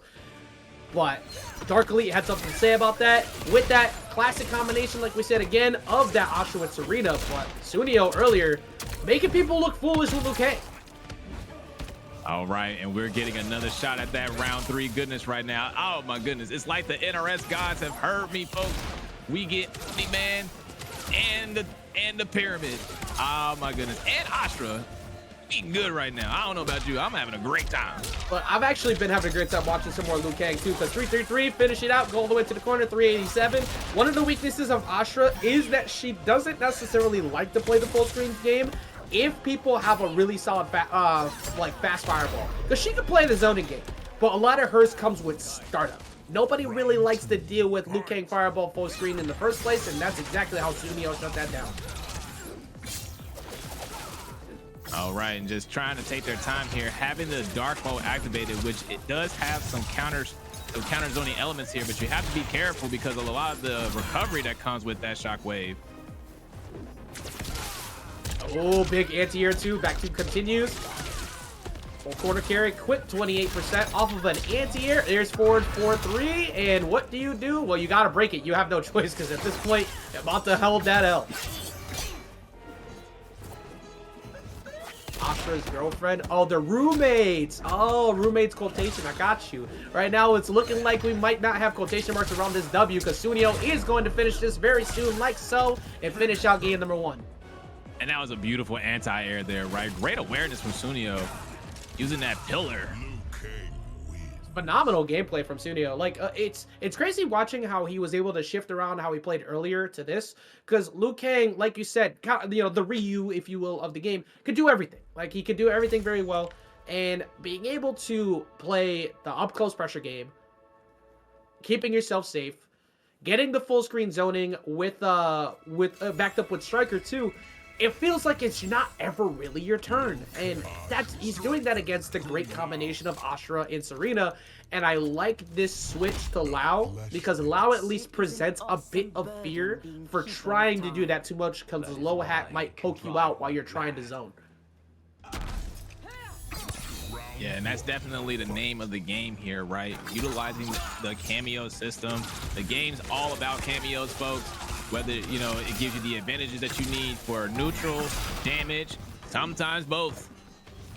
So can somebody bring Liu Kang outside? My man needs some daylight. Freaking tail out here like crazy, blending in with the background. Kind of hard to actually see, funny enough, on this stage. Oh yeah, don't throw low hat there. That there's no situation you win that situation right there. And that was good stuff there. Very little known fact about Ashrah. She does have moments where she can use that astral dash to move past certain attacks. Oh, actually, only 2 of the 3-3. Trying to keep them locked down in the same spot instead of pushing them all the way over to the corner. We have a very close game right here. We'll be able to find the closeouts off a chip. Yes, we will. Great job from XDarkElite. Sneaking his way back up and closing out the round. All right, Sooneo fighting right back. And this is a lot of the same that we saw earlier, right? Sooneo is maintaining that confidence to stick to their game plan regardless of the situation that's occurring. XDarkElite trying to get some pressure here with the plus frames, but Sooneo not biting.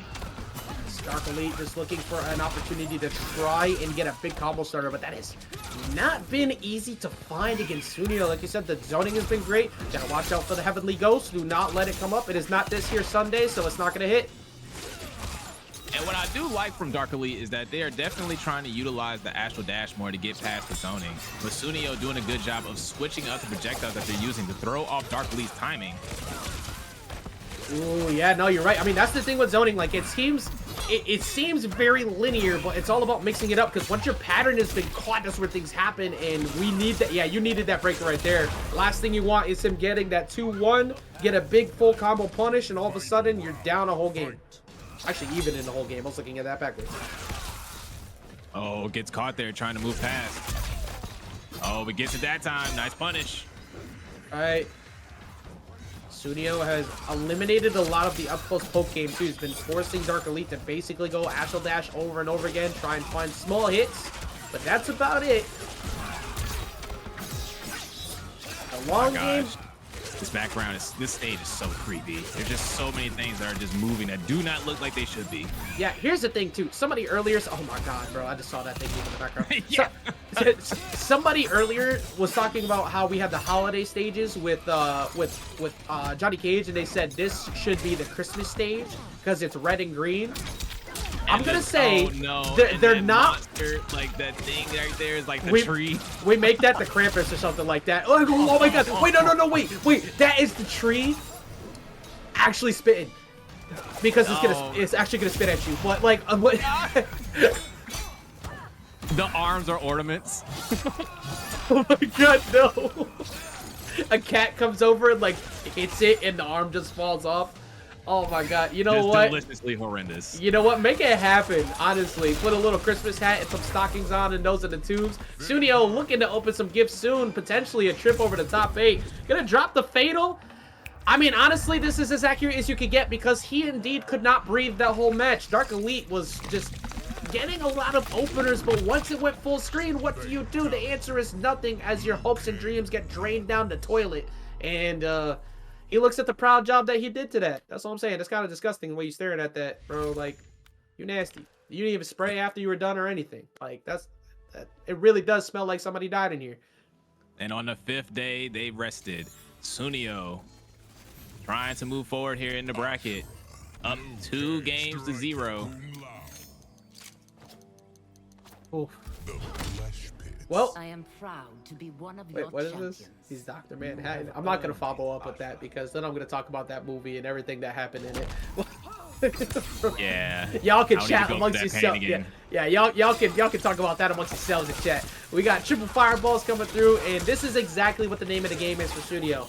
It may be frustrating to deal with, but I mean, to be real, do you want to be the one to go up close and personal boxing with Ashrah? I don't think so. All right, and speaking about a little bit of boxing action, bracket update for those of you at home. We have MightyUnjust and Ludi moving on to our top 8 there. They'll be facing off again on the winner side, and then on the loser side we have Pure moving forward and Shuletah taking out Yadriel 3-1 as we continue forward here in the bracket. It's unfortunately going to be a drop out of the bracket for the Reptile gameplay. I always enjoy watching that, but that is to the hands of Shuletah, who is giving everybody the hands throughout that loser side of bracket. Right now, there are no hands to be found because right now we are talking to each other from a distance. We are social distancing as much as possible. Finally, though, we're going to find that back 2, and we're going to get up one more time to try and close it out. Real. All right, and Sooneo starting to find that groove. For those of you that are familiar, Sooneo always opting to be on the zoning side of things, playing that RoboCop and MK1, that green arrow in Injustice. If you are a true historian, just always opting to use those projectiles, whether it be Cyborg, Liu Kang, doesn't matter. I mean, look, if it's worked for you in the past, you keep it going. And no matter which way you look at it, it is a playstyle you got to be able to deal with. And for Ashrah, this is exactly how 90% of characters need to play it, because once you get to this position, this is where the damage can get applied. Oh, beautiful space in there, tech. and an even better throw tech.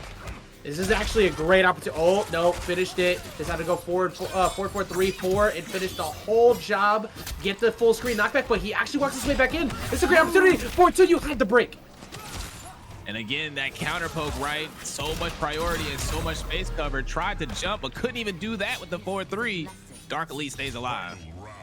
DarkElite able to get a big W earlier against JustNasty, trying to see if they can maybe keep this winner side bracket run life alive to still do the same thing. And I like that DarkElite is making attempts to flawless block projectiles, right? So much extra chip that they can avoid in that case by utilizing the flawless block. Good stuff there. Ducks the air fireballs. Try to get some staggers going. Doing his best to try and make his way past the fireball game. Like I said before, Stryker's on cooldown. So this is an opportunity to try and slowly walk your way up. It's all about being careful about how you do it. There you go. The Asshole Dash gets in. Big wake up punish is stopped by Stryker, though. That you lose the lockdown, but it doesn't matter. You make sure they don't get a turn.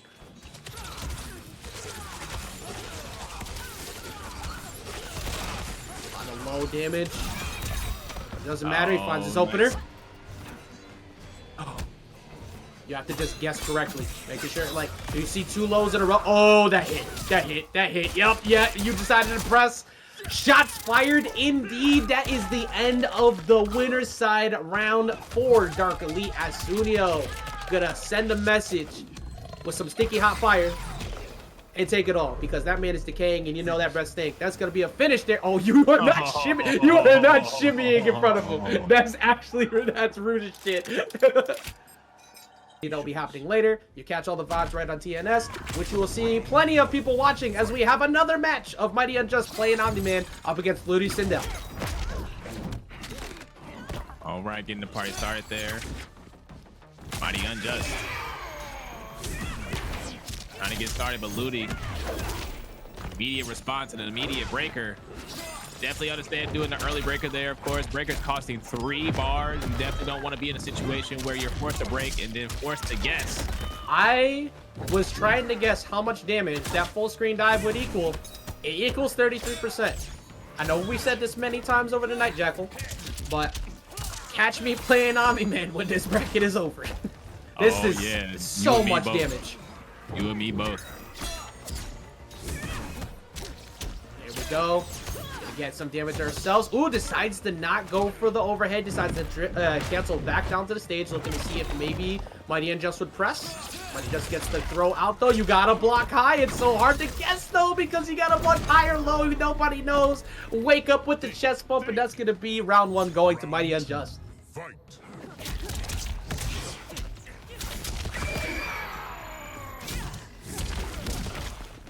Man, really said, say it with your chest and took it personally, and that is exactly what continues to happen as Ludi's been trying to find an opener. There's the Viltrumite stance. Yeah, no, hold block. Yeah, hold block. You don't know if he's going to fly in.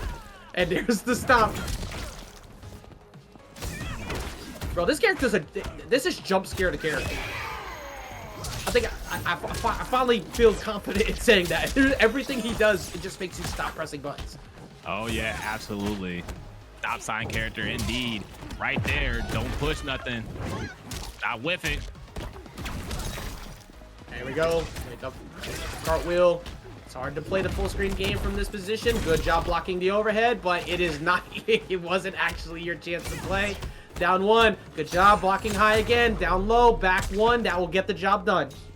No glory for you. Final round. Shout out to St. Cola. That was pretty smooth. There we go. Forward 4. Forward 4-1, of course, one of your better launches, but it's usually safe behind being backed up by Lao Hat. It doesn't need it, though. All right, Ludi doing a great job here of, again, just trying to maintain that distance, not letting Unjust get that sweet spot that they're trying to hit. Ludi, again, he has guessed wrong 3 times, but honestly, how do you even figure out the right way to block on that? Because we talked about it, you could block high, but you're gonna get hit low, and then even if you block it, you still gotta deal with the 1-2 block pressure string that is plus. All right, here we go. MightyUnjust getting the party started. They got the hit that they needed. One more sequence to do it. All right. There's a throw. This is a good opportunity if you wanted to make the comeback. This is the time now, and unfortunately for you, it was not ready to happen. Tried to jump over it. Is there brutality to happen here? Is he going to do the air one? Nope. I think he was going for it. We were trying to get that. Oh, he's so good. Like, Omni-Man. he's so good. MightyUnjust has got such a good plethora of characters to begin with. Like, we've seen the Baraka, no matter what people want to say, like, he played Baraka really solid.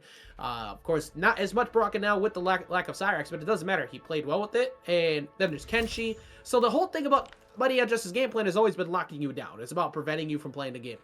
He does exactly the same playstyle with Omni-Man while also having full screen conversions. That's scary as hell. Sindel. Oh, absolutely. MightyUnjust is constantly looking for those opportunities, right, to capitalize off of full screen opportunities, because Sindel is a character that's used to maintaining that dominance at that range, having the zoning, the flight, the movement, and Omni-Man just basically being able to disregard that if used correctly. He disregards a lot of situations throughout the game. That is definitely a big part of what's been so worrisome with him. But good patience will pay off, and that's a big part of what Ludi's been trying to do. We're going to get a solid 35 plus. Get set up. There we go. Yeah, we go low high. Did not guess right.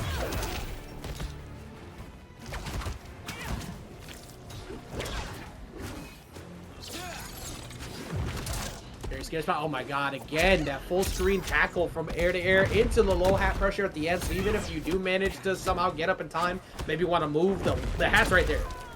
The delay on the Viltrumite stance into the stomp. All right. All right, MightyUnjust is looking for one clean opportunity to make things happen here. I decided to go for, oh my god, that's dirty. That's so disgusting. How do you even anticipate that? This man is cooking, and right now the only course meal we're seeing is Ludi. Ludi needs to figure something out, but honestly, it's so tough because this is day 1. It's literally day 1. Trying to adapt past this stuff, you're finding out the matchup as we go.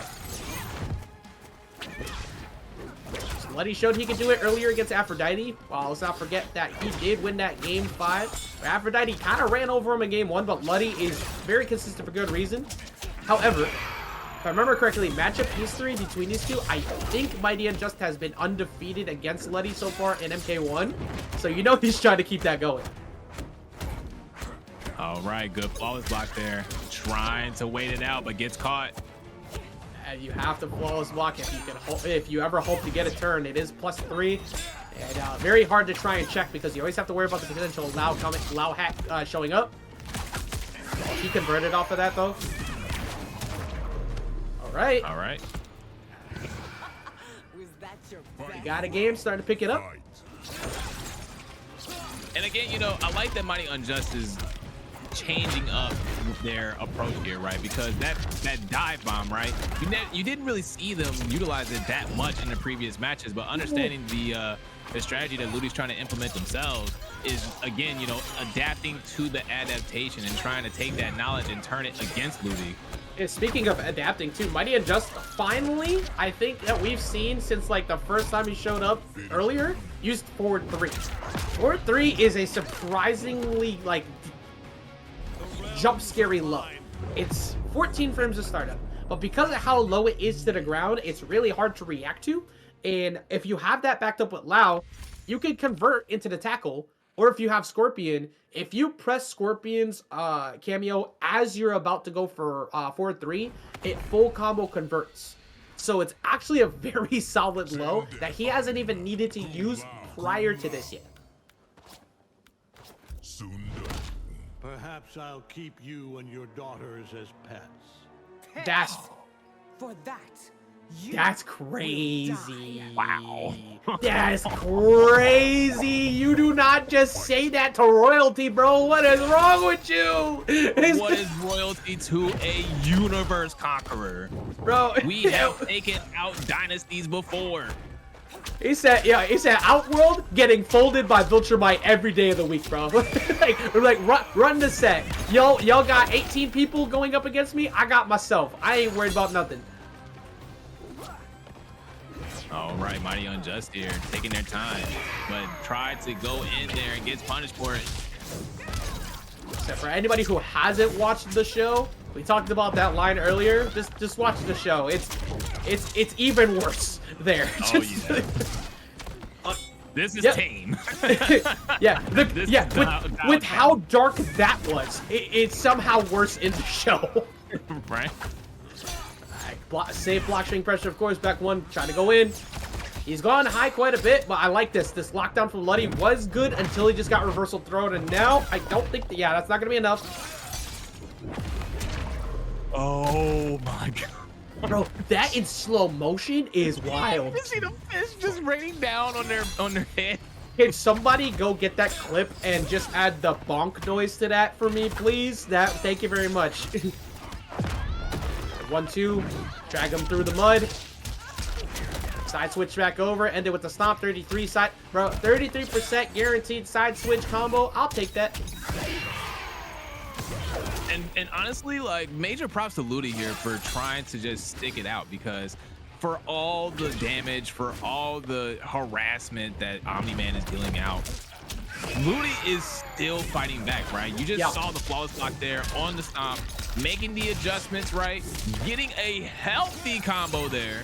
If there's something we've always known Ludi for over the years as he goes ahead and closes out this round, patience. He has always been super solid at taking his time, especially in MK11 where a lot of the gameplay was playing around zoning and such.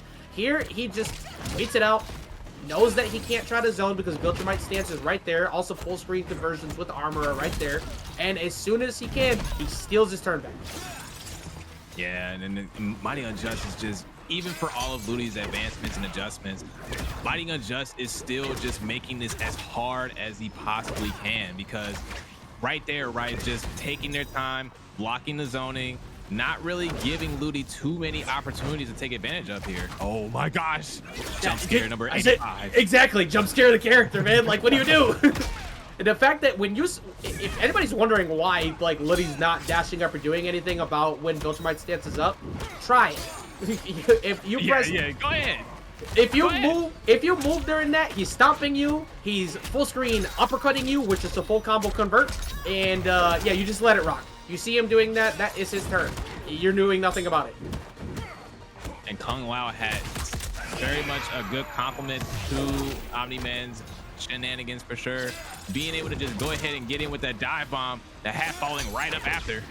Okay, I had to look this up because I was curious. I have not been seeing people try to poke back forward 4-1, and I was very much wondering why. Not only does +1 oh wait, hold on, that's the round. Oh yeah, never mind, he dove in and got the round. That's what he did.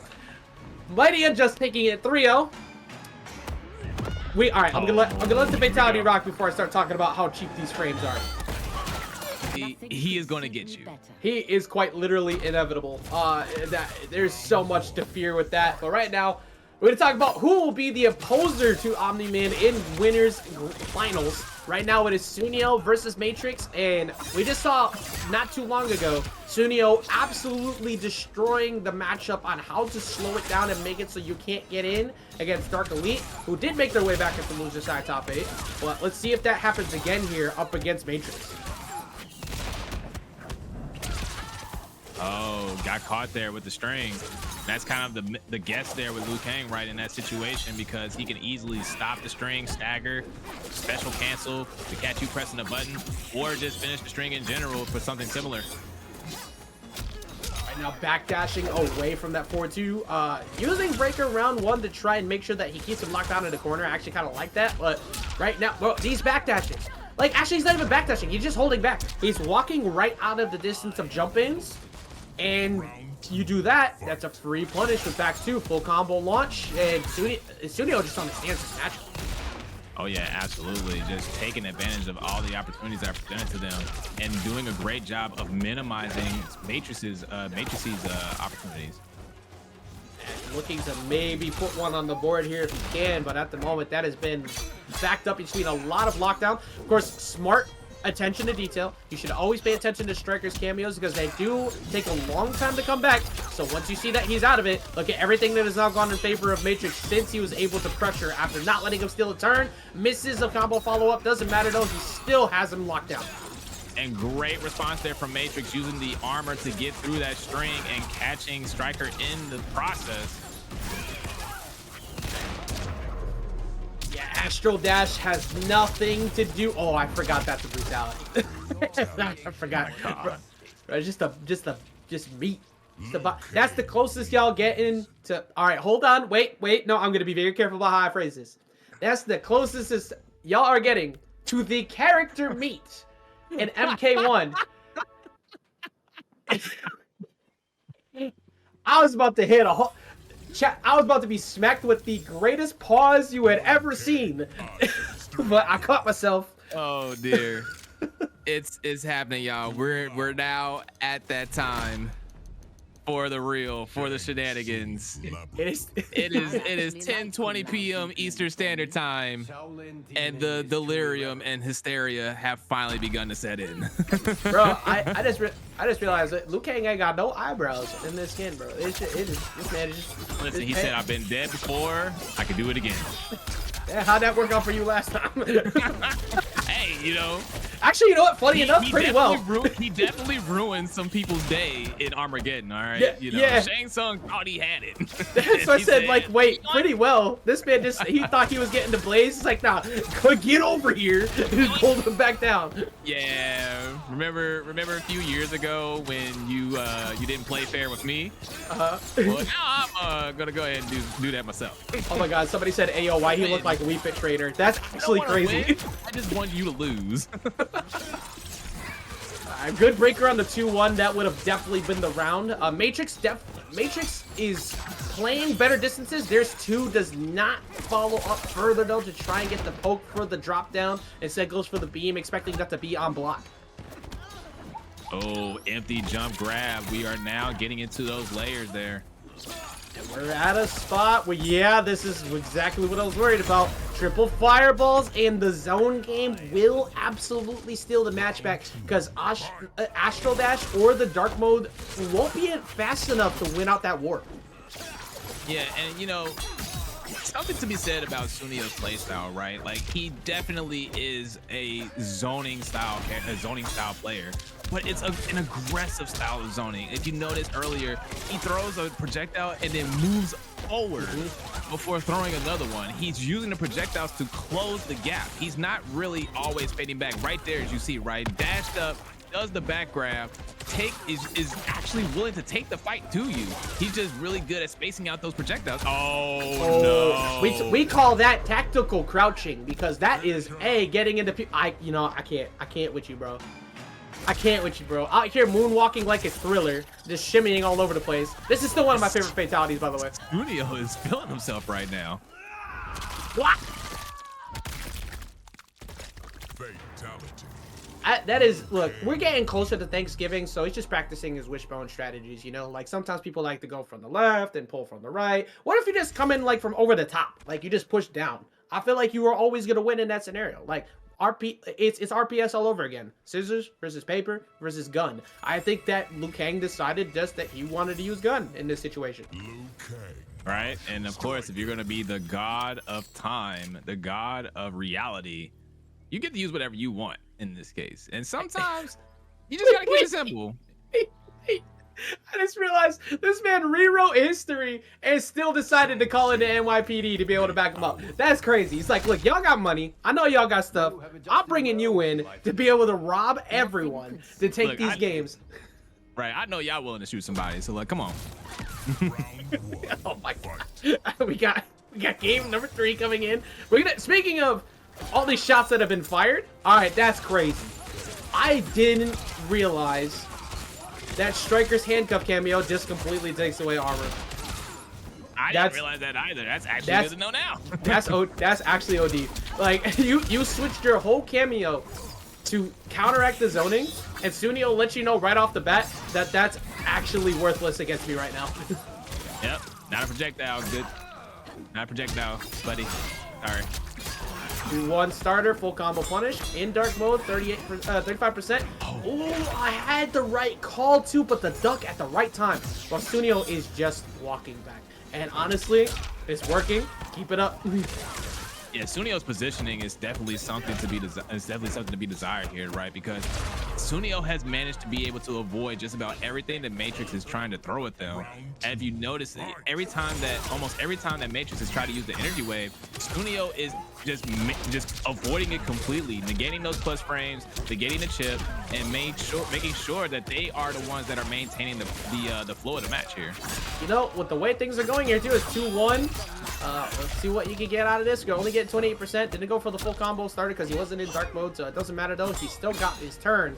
But we're getting that much closer to the ultimate zoner. An extra punish there. Got caught up blocking. No, it wasn't in time. That was a very huge break there for Matrix, because you saw the missed up block there. And for opportunities like that, if you get hit with a throw during an up block opportunity, you actually take more damage on the up block. I mean, you take more damage on the throw. And I think this, that's not even a question. That was below 320. That is the round. Anybody who's curious, 320 is the check mark point for any fatal blow, along with scaling to guarantee a KO. And Suneo guarantees a 3-0 here up against Matrix, and we'll be playing that matchup. And I didn't forget.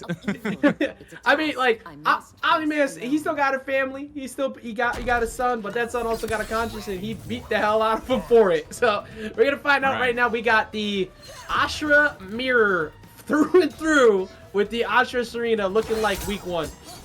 Oh yes, and we got all the flattest right now. We got light versus dark going on. And can we talk about the beautiful return of the Living Forest, another stage that I am absolutely in love with. The design is amazing, and the music, oh my goodness. I just gotta hear this breakdown just for a moment. It's so good. It's so good. The music team was just so good this time around. Also, I'm gonna start that conversation because I'm not a good person. Bring back stage fatalities. Let me get it. Yes.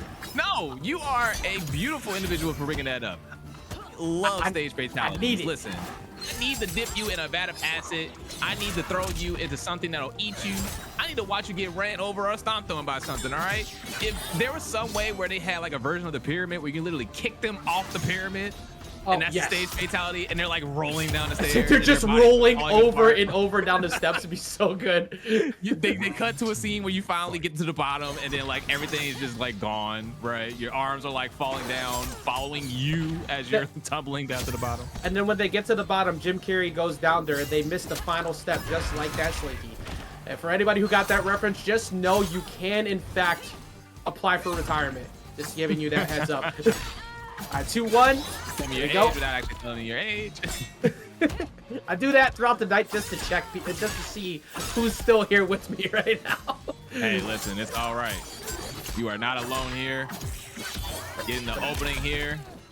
Phenomenal movie, and right now it is a cinematic experience for DarkElite, as he is the only one who has been playing the game throughout that last ending there, only taking 8 damage. Actually, it wasn't 8 damage, he got 1050, but barely any damage throughout that second game.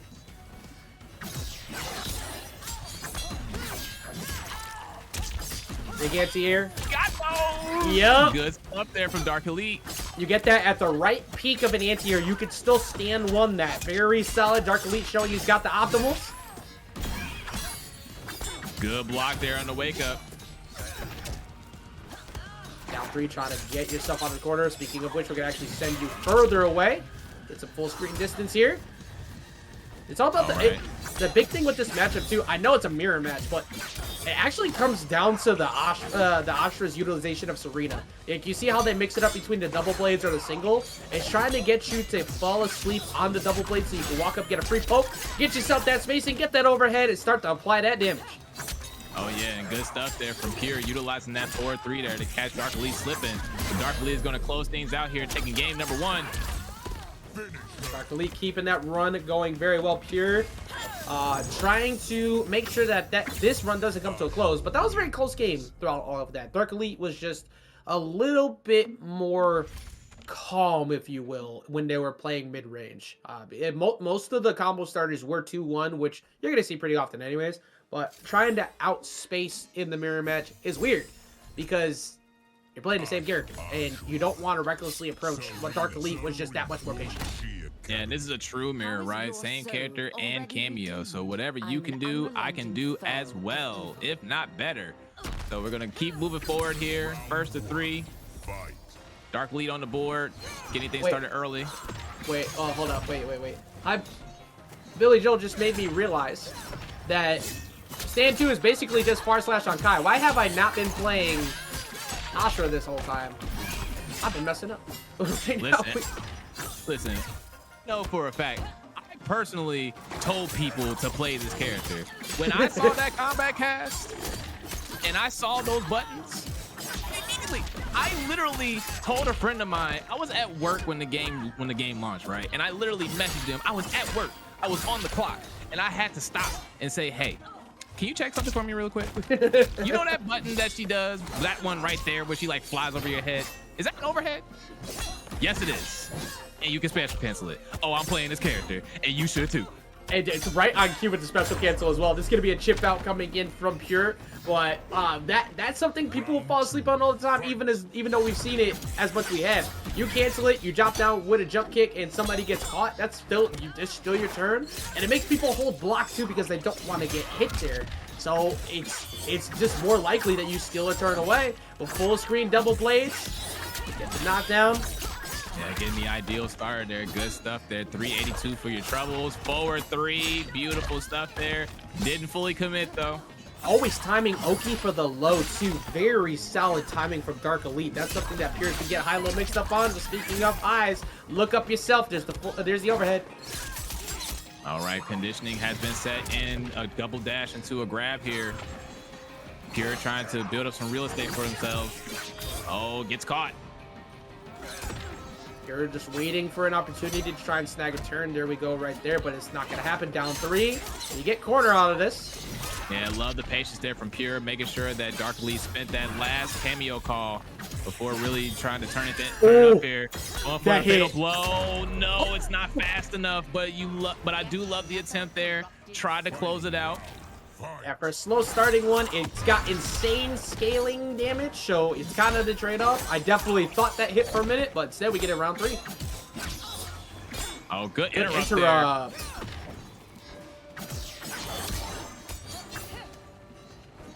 And I see Pure here, you know, the wheels are turning, right? They're trying to interrupt DarkElite when they're making those calls, but they're just so ever so slightly off, right? Just only by a moment when it comes to those interactions. Yeah, I mean, like this is as straightforward of a neutral game as you get out of MK2, because a lot of MK does involve either a lot of zoning or a lot of plus frames. This matchup has been way more about patience because you can't overcommit. Good job mixing it up with a single blade, but the ducks, of course, remember, don't low block that, duck those so you can go right over the top of your head. A little bit of a mess up. Yeah, Pierre's got to be careful there because DarkElite's getting a lot of mileage out of those Sareena calls. Really just catching Pierre trying to approach in neutral. So we were talking about before. Oh yeah, this is gonna be a chip out scenario. No, decides not to keep it locked down. This is gonna be a lot of damage right here. Look at that one slash did 100 on its own. All right, taking 48 for your troubles. This is an even game. All right, here we go. Next hit will do it for either player. 5% tried to finish the deal with Sareena, throwing his own back a little too far away for the 4-2. And the worst part is he had the right guess too. He actually did block low, but it was too far. And shout outs to that raid showing up right at the right time with that additional viewers to see him make that mistake. And DarkElite goes up 2-0 in the set. All right, and then again, right, just like we said earlier, just a little off, just a little bit, just a tad, you know. And then again, you know, Pure is definitely trying here, and it's something that we've been seeing all night. Again, if you take a closer look at these sets, even if it's a 3-0, it wasn't a clean 3-0. There were definitely moments there where it could have went either way. It's just in those moments, you know, those final moments, sometimes it works out and sometimes it doesn't. The snowball effect is a threat at all times. It really is, especially in the mirror, because you're both looking for the same exact game plan, and that's why Pure decided to change his up, because he was not able to seal the deal in that mirror match. We're gonna get Raiden instead. Raiden, of course, historically has done very well against Ashrah, but that before was backed up behind Cyrax. Kano has kind of solved a very similar situation to that, but way less guaranteed jailing, which means Ashrah can now actually poke back.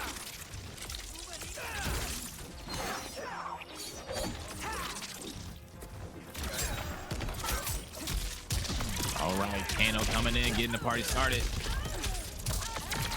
We're gonna see just how well this change works out for Pure. They're gonna have to lock in with this character change and do a reverse 3-0 if they wish to stay alive. Very much doable when you got Raiden. Raiden is as simple as you can get for a gameplay, especially with the second hit right there, 4-3, but no follow-up. So this gives DarkElite an opportunity to still walk Pure down to the corner, and Jackal did exactly that. And I love that delay there from DarkElite there, utilizing the plus frames to make Pure flinch, using that sweep, which is +1 on block, waiting a moment, and then hitting him with the 4-4 for the conversion. We're getting big chunks of damage right now, 4-4, keeping him jailed up. There's the Kano ball. He actually ate the hit. I don't know if it was on purpose or not, but eating the hit sometimes is the right call because you get out of the potential of taking that back 2. He was able to flawless block 1, but the problem was you're still locked down and he didn't guess right. Yeah, and that back 2 just seems to be working out for Raiden players in general. Seeing a lot of people get hit on the dome with that right now. Especially and after again, the Shuletah special. So many different times that he's already gone for 4-4, so you don't want to take the big damage, and that's the high-low mix with him. But that good poke right there at down 3 just to make sure Sareena gets shut down. Sareena is not available, so this is your time to press. Ooh, and that's good awareness there from DarkElite, just staying still, not taking any unnecessary risk because Kano was right there to catch him slipping.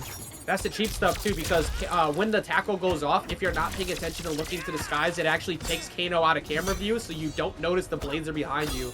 But luckily, it was a little too early, so DarkElite was able to duck.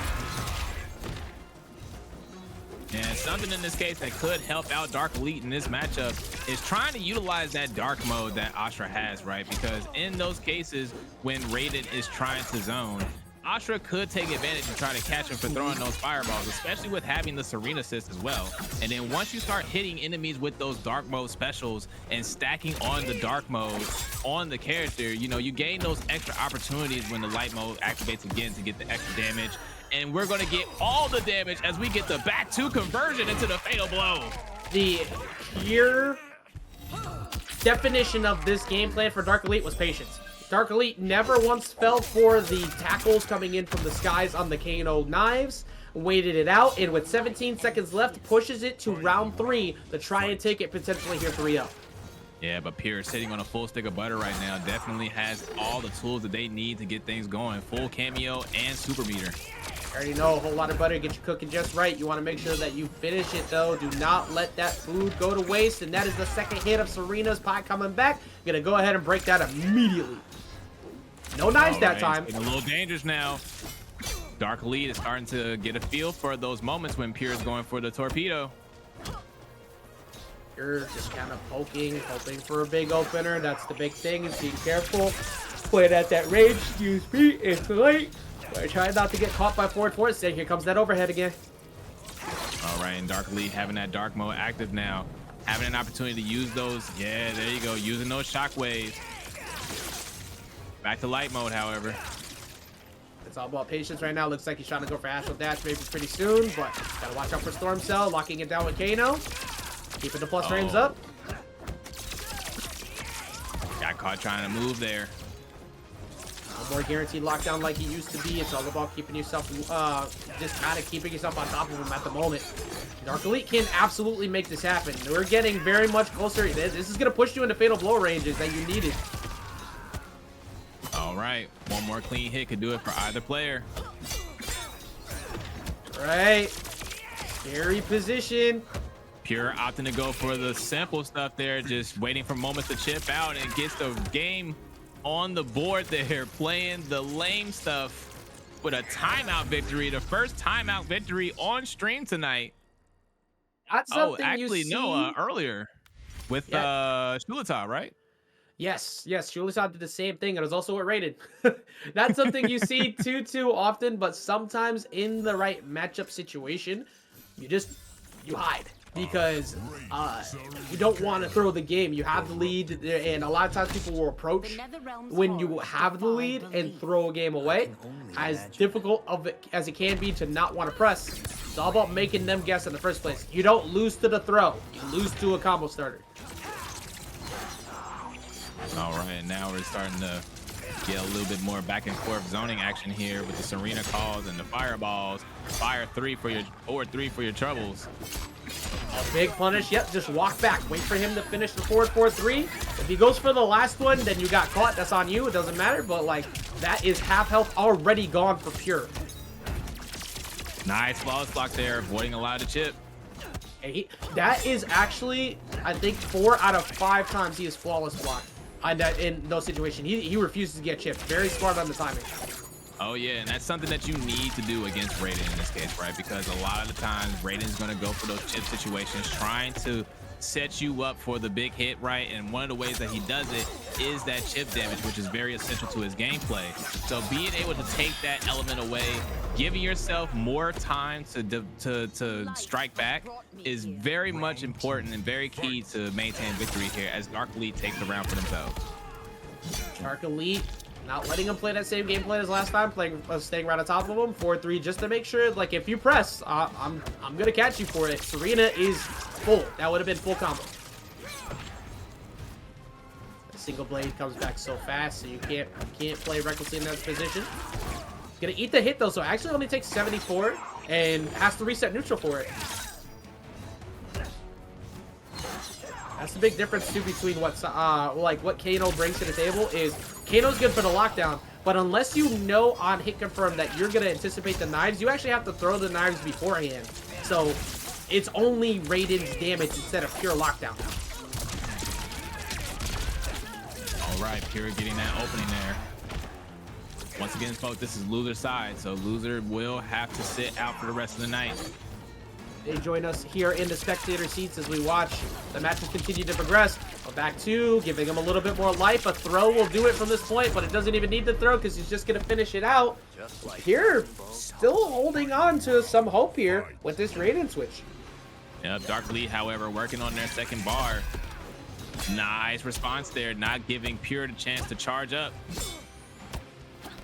See if Pure can make sure that he still has a shot to try and win, but DarkElite trying to shut all that down. Only went for the single blade toss in that position. Didn't believe in a potential hit confirm, so doesn't get the full combo.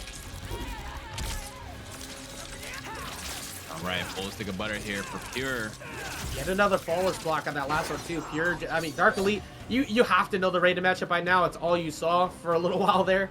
So a lot of these flawless blocks really saving DarkElite on so much damage. Yeah, and Pure trying to take their time here, trying to get an opportunity to strike back. Kano knives, no dice.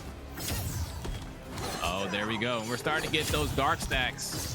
I like Those that of you too. have not seen it, when it comes to the dark stacks with Ashrah, once she transitions back to light mode, some of her special moves and some of her strings are enhanced with the dark stacks. Wayne, the #1, a very notable smoke player, and Big Daddy G, right? Just so close to making that top 8 run, taking out superstars like Gur, for example, just to even get in striking range of that. So we're going to definitely see how JustNasty is going to approach here, because Raiden is one of those characters that's really good at keeping you honest. Yeah, right? 100%. He really does just shut down the cheap stuff. Like, if you are a character who relies on matchup inexperience and stuff, Raiden's so good at punishing that. But yeah, I like that breaker there because the 1 bar is available. JustNasty will spend it. You would have 8, probably 40, and a side switch. All right, good flawless block there, avoiding a lot of the chip. That's important. JustNasty with multiple flawless blocks coming through. Here we go.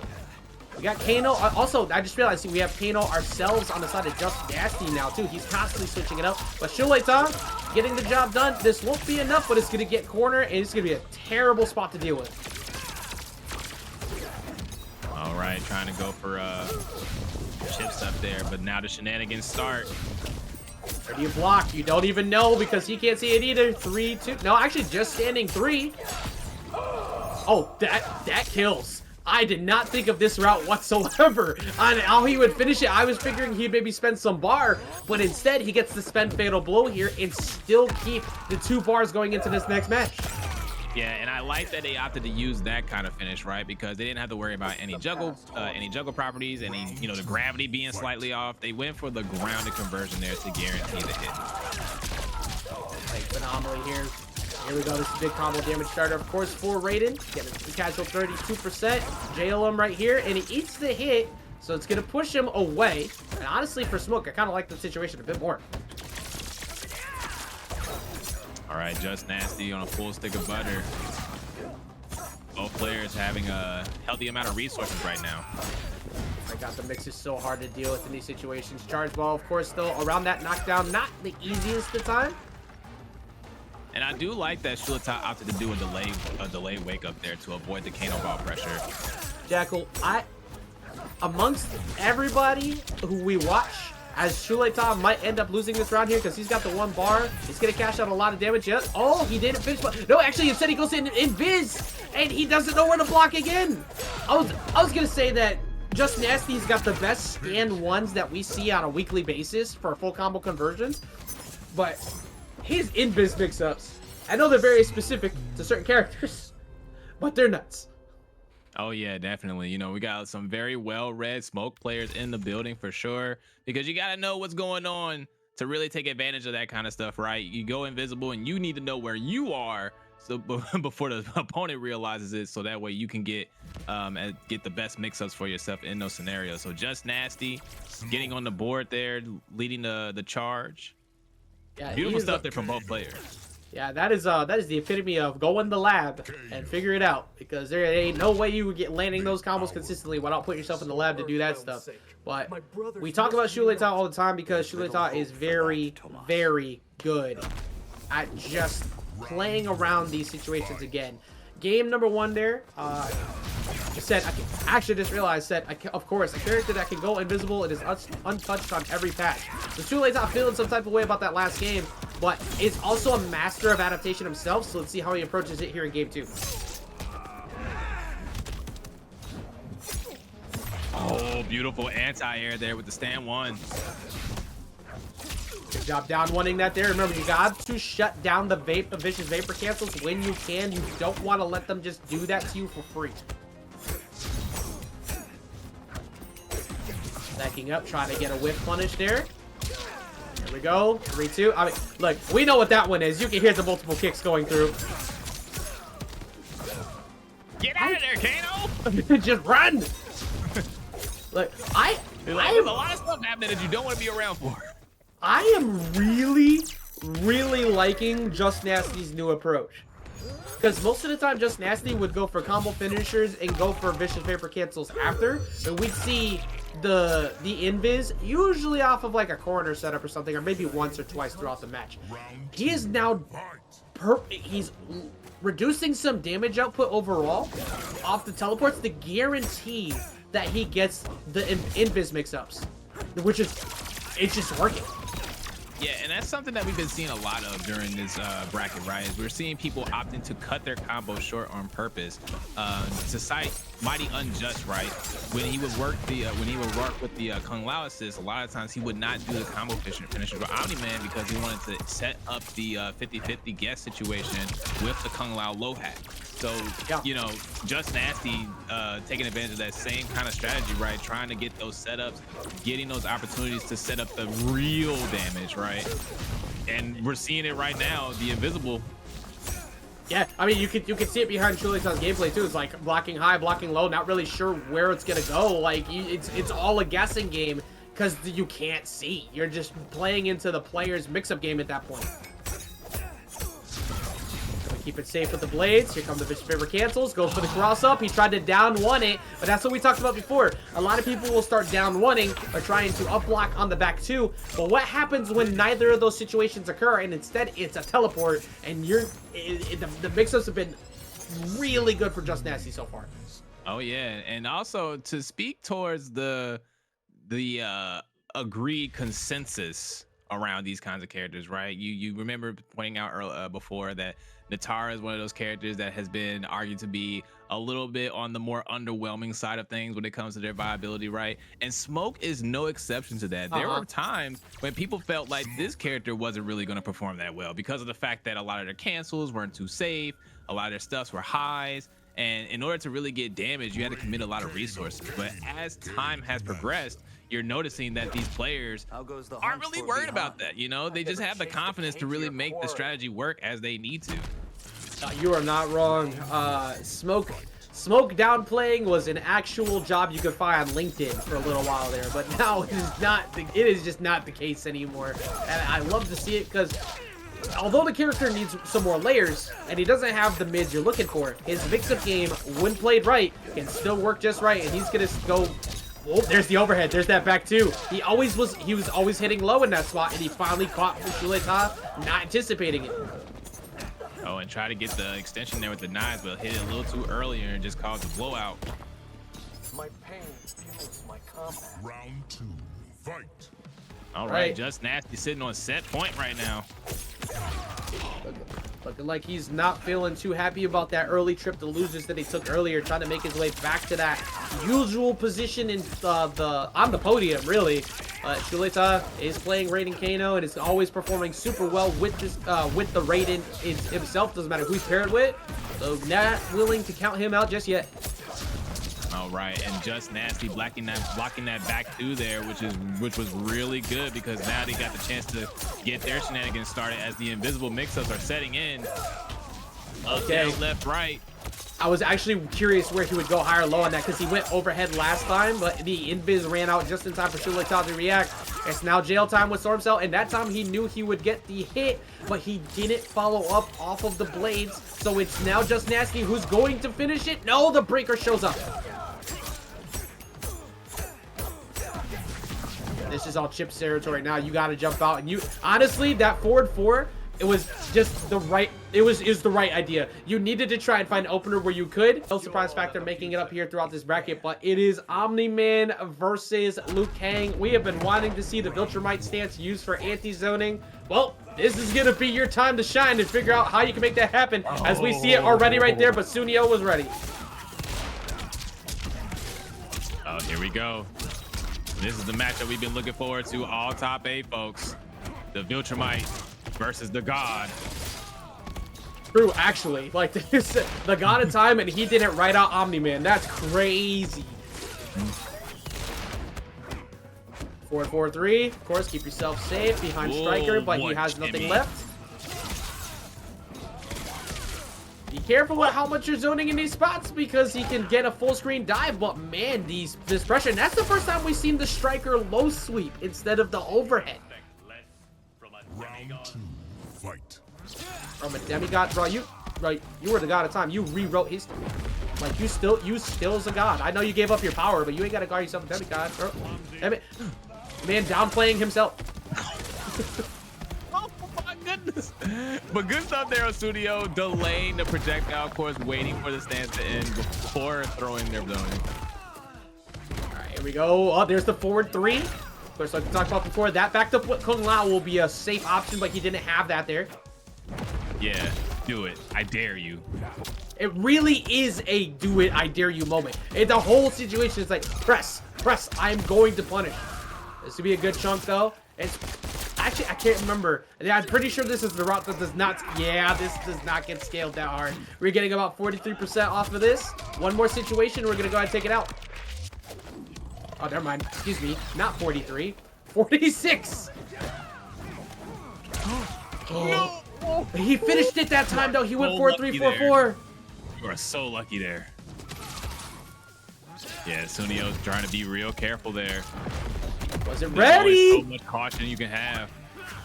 MightyUnjust. Oh my god. Say it with your chest, bro. Getting himself back on with the enhanced chest bump. Crazy job keeping himself in that match. What is that called? That move's called the Giblet Maker. What in the world is that name? Oh my gosh, and MightyUnjust getting the party started here. And this is a lot of what you see from MightyUnjust, right? Once they turn it on, once they get that momentum, it is so hard for you to get it back. Yeah, and Sooneo actually recognizing the position where you cannot swing. You saw standing 1-2. So smart. Bro, down 2 actually played around Stryker. That's really good. And there is the flying overhead. Not ready for it. You're gonna, you know what? Do it every single match, bro. Oh! Oh no.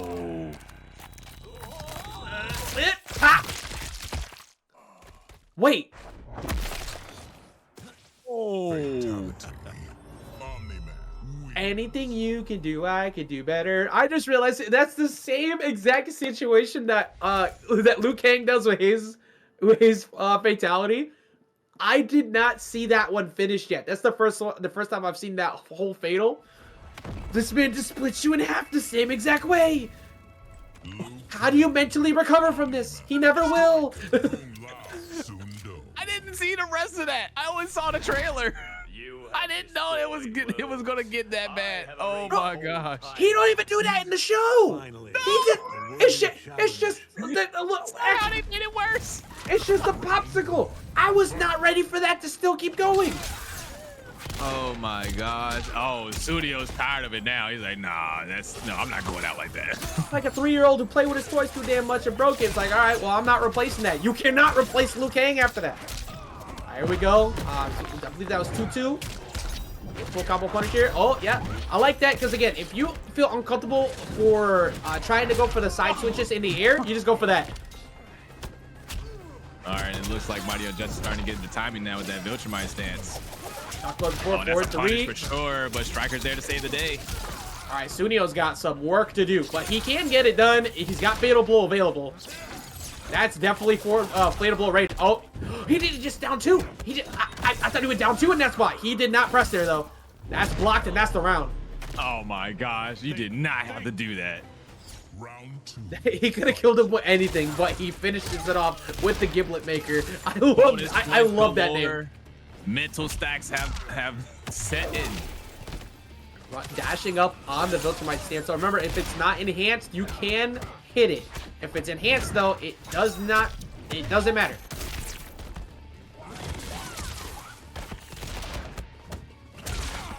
Before finishing it out, that's the mix-up right there. You expect him to not do it because Stryker's not available, and he finishes the whole string.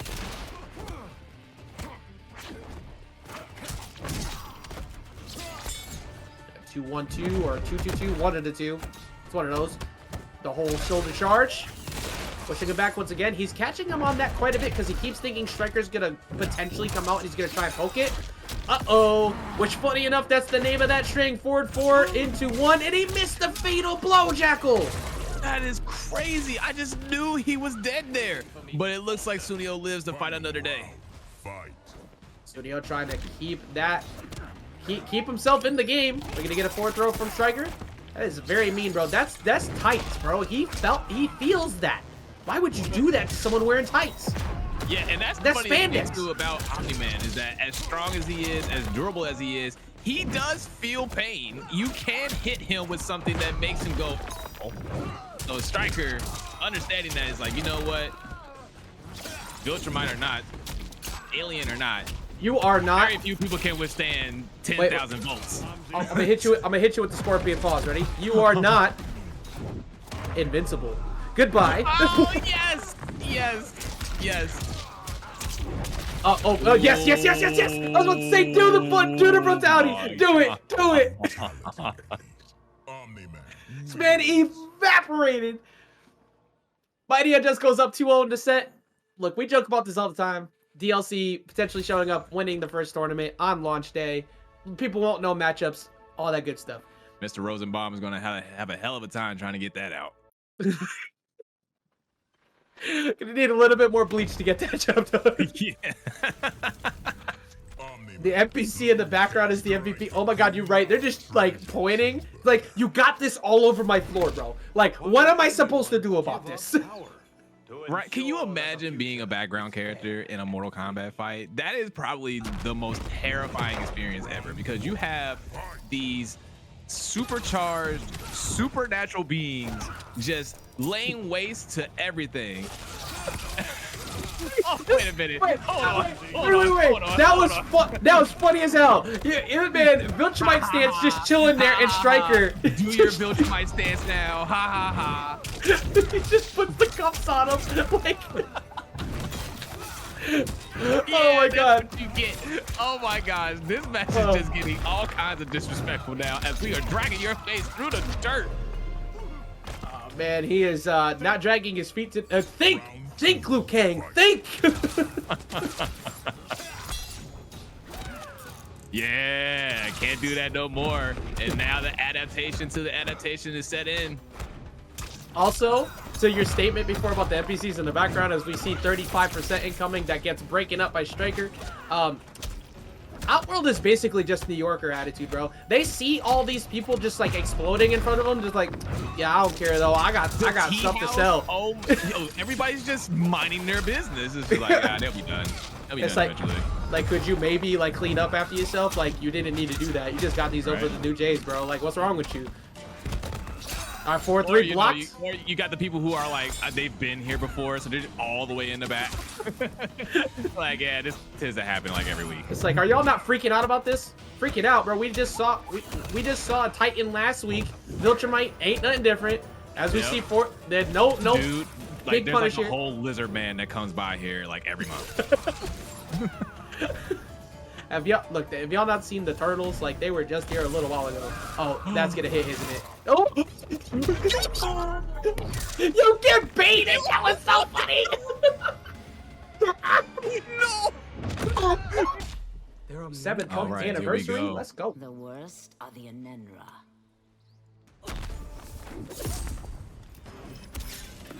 Alright. Now, thank you to Ajax HQ for subscribing during this match. I wonder who that is. Sounds like a doofus. Well, we got Smoke versus Ashrah. Speaking of doofuses and goofy lines, Smoke coming back here to see what he can do about this demon hunter herself.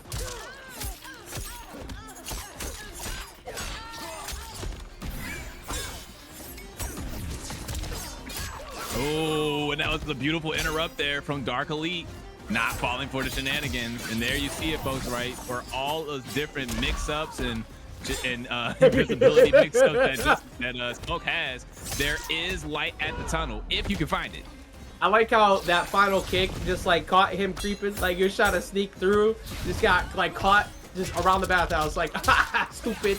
But gets the forward throw. JustNasty gets the lockdown. Like we talked about before, this is the worst spot you want to be in. And JustNasty, we saw a little while ago, was on the Kano for the Raiden matchup. Now bringing the Kung Lao back out here for the Ashrah.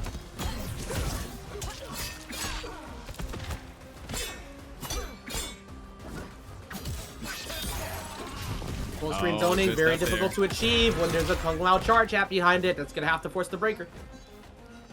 So I'm kind of surprised, actually, now I think about it. It's round 1. But then again, Fatal, doesn't believe in the hit confirm. That's kind of crazy. Fatal blow from there would have definitely killed. Oh, good catch there. Yo, I'm not going to lie. That situation to me felt like the Mario Party mash button. I am mashing on 1, hoping that it hits you in that spot. I'm not letting you steal that match. Oh yeah, absolutely. And that's one of the things that you have to do against Smoke, right? And that's a lot of things that when it comes to these characters, there's usually one key detail, one key defensive strat that you have to enforce in order to survive. When it comes to Smoke, you have to check him when it comes to the invisibility setups, right? When it comes to Raiden, you have to be ready to flawless block to negate the chip. And when it comes to Omni-Man, we don't know yet. You're just gonna die. You know, hey, you tried, all right. But in this case, DarkElite is trying to get some real estate. Trying to hold less of these mix-ups that he's been getting locked down from quite a bit. Of course, we mentioned it before. Kung Lao hat is so good against Ashrah because Ashrah does not like playing that full screen game against pretty much anyone. Forward 4 into a low hat. That was gonna guarantee the chip out checkmate scenario for JustNasty. Oh my gosh. And can we talk about this?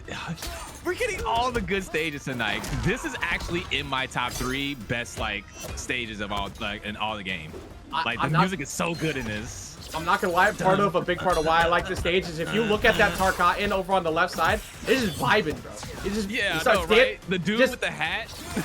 Like, bro, there's that one and then the one on the left. Like you just kind of move back and forth and occasionally just hits the gritty. Like it's just it's just having a blast. Yeah, like we've been here before. This happens every week. At this point, I'm just enjoying myself. This happened across technically many a timelines because no matter how many times timelines that happen, all of them still leave Tarkat disease or Tarkatans in there. That's actually crazy. Good block on the low, but not on the high. That's the round. Your first game is forfeit to JustNasty as he closes it out.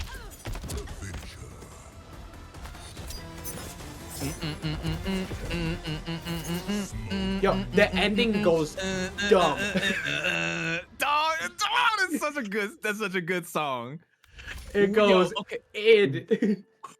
The music in this game is so good. We waited 10+ years for some iconic MK music, and we are finally at that promised land because this right here, some of these tracks are absolute bangers. I cannot be the only one that feels this way about these songs. Oh, not at all. When they originally announced the new music that was gonna be added and they dropped the trailers, I started feeling so happy because we always talk about all the great music and company when it comes to like Tekken and stuff. They are the leaders in the forefront of the industry when it comes to that stuff for FGC. But for MK, it's always been good vibe music or something that matches the theme in the background. The music that have been going with some of these stages though, they make you feel it. Like you really feel it. And the intensity is just up as each match goes. And the intensity is definitely here right now between DarkElite and JustNasty because that last game was down to the wire. Oh, that's sturdy. Oh my god. The delay on the charge for the hat into the perfect timing on back to low hat. How do you even block that? The answer is you don't. All right, but DarkElite fighting back here. Okay, all right. I gotta make this clear real fast. I love Guilty Gear as well, but Tekken is the winner in that. Guilty Gear got some stinkers. Tekken don't got many stinkers. All I'm gonna say. Right now, Looking really good for JustNasty, making himself go up yet again in the lead. Fight. Ooh, now we're using other buttons. Gotta be careful there with those cancels because DarkElite is starting to get a better feel for those interrupts. You got the 3-2 strings. Of course, if you miss that second full hit of 3, you have to alternate the way the combo goes. But even if you alternate it, he still gets 36% for it. Trying to keep himself with the plus frames off forward 4, but smart on DarkElite. Something I've noticed a lot is he's been pretty good at throw techs throughout the whole night. Oh, good catch there. All right, here we go. What's the mix-up? Oh no, a little too far on the jump in.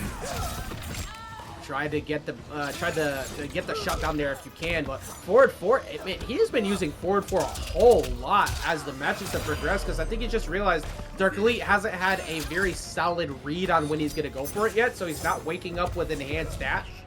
And if you're not going to do that, well, I mean, you're just going to keep getting it.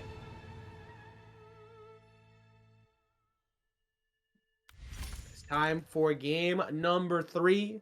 DarkElite has been on a phenomenal run, but for JustNasty. JustNasty actually took a trip to loser side because of DarkElite earlier today.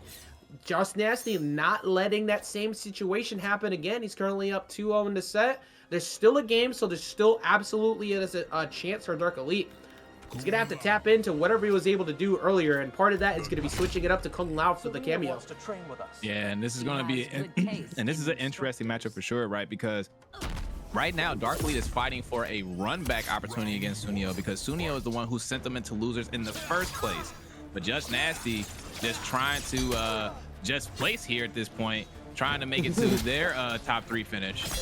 I mean, getting back to the at minimum, I don't think he's been out of 4th place at least for about a month and a half, maybe.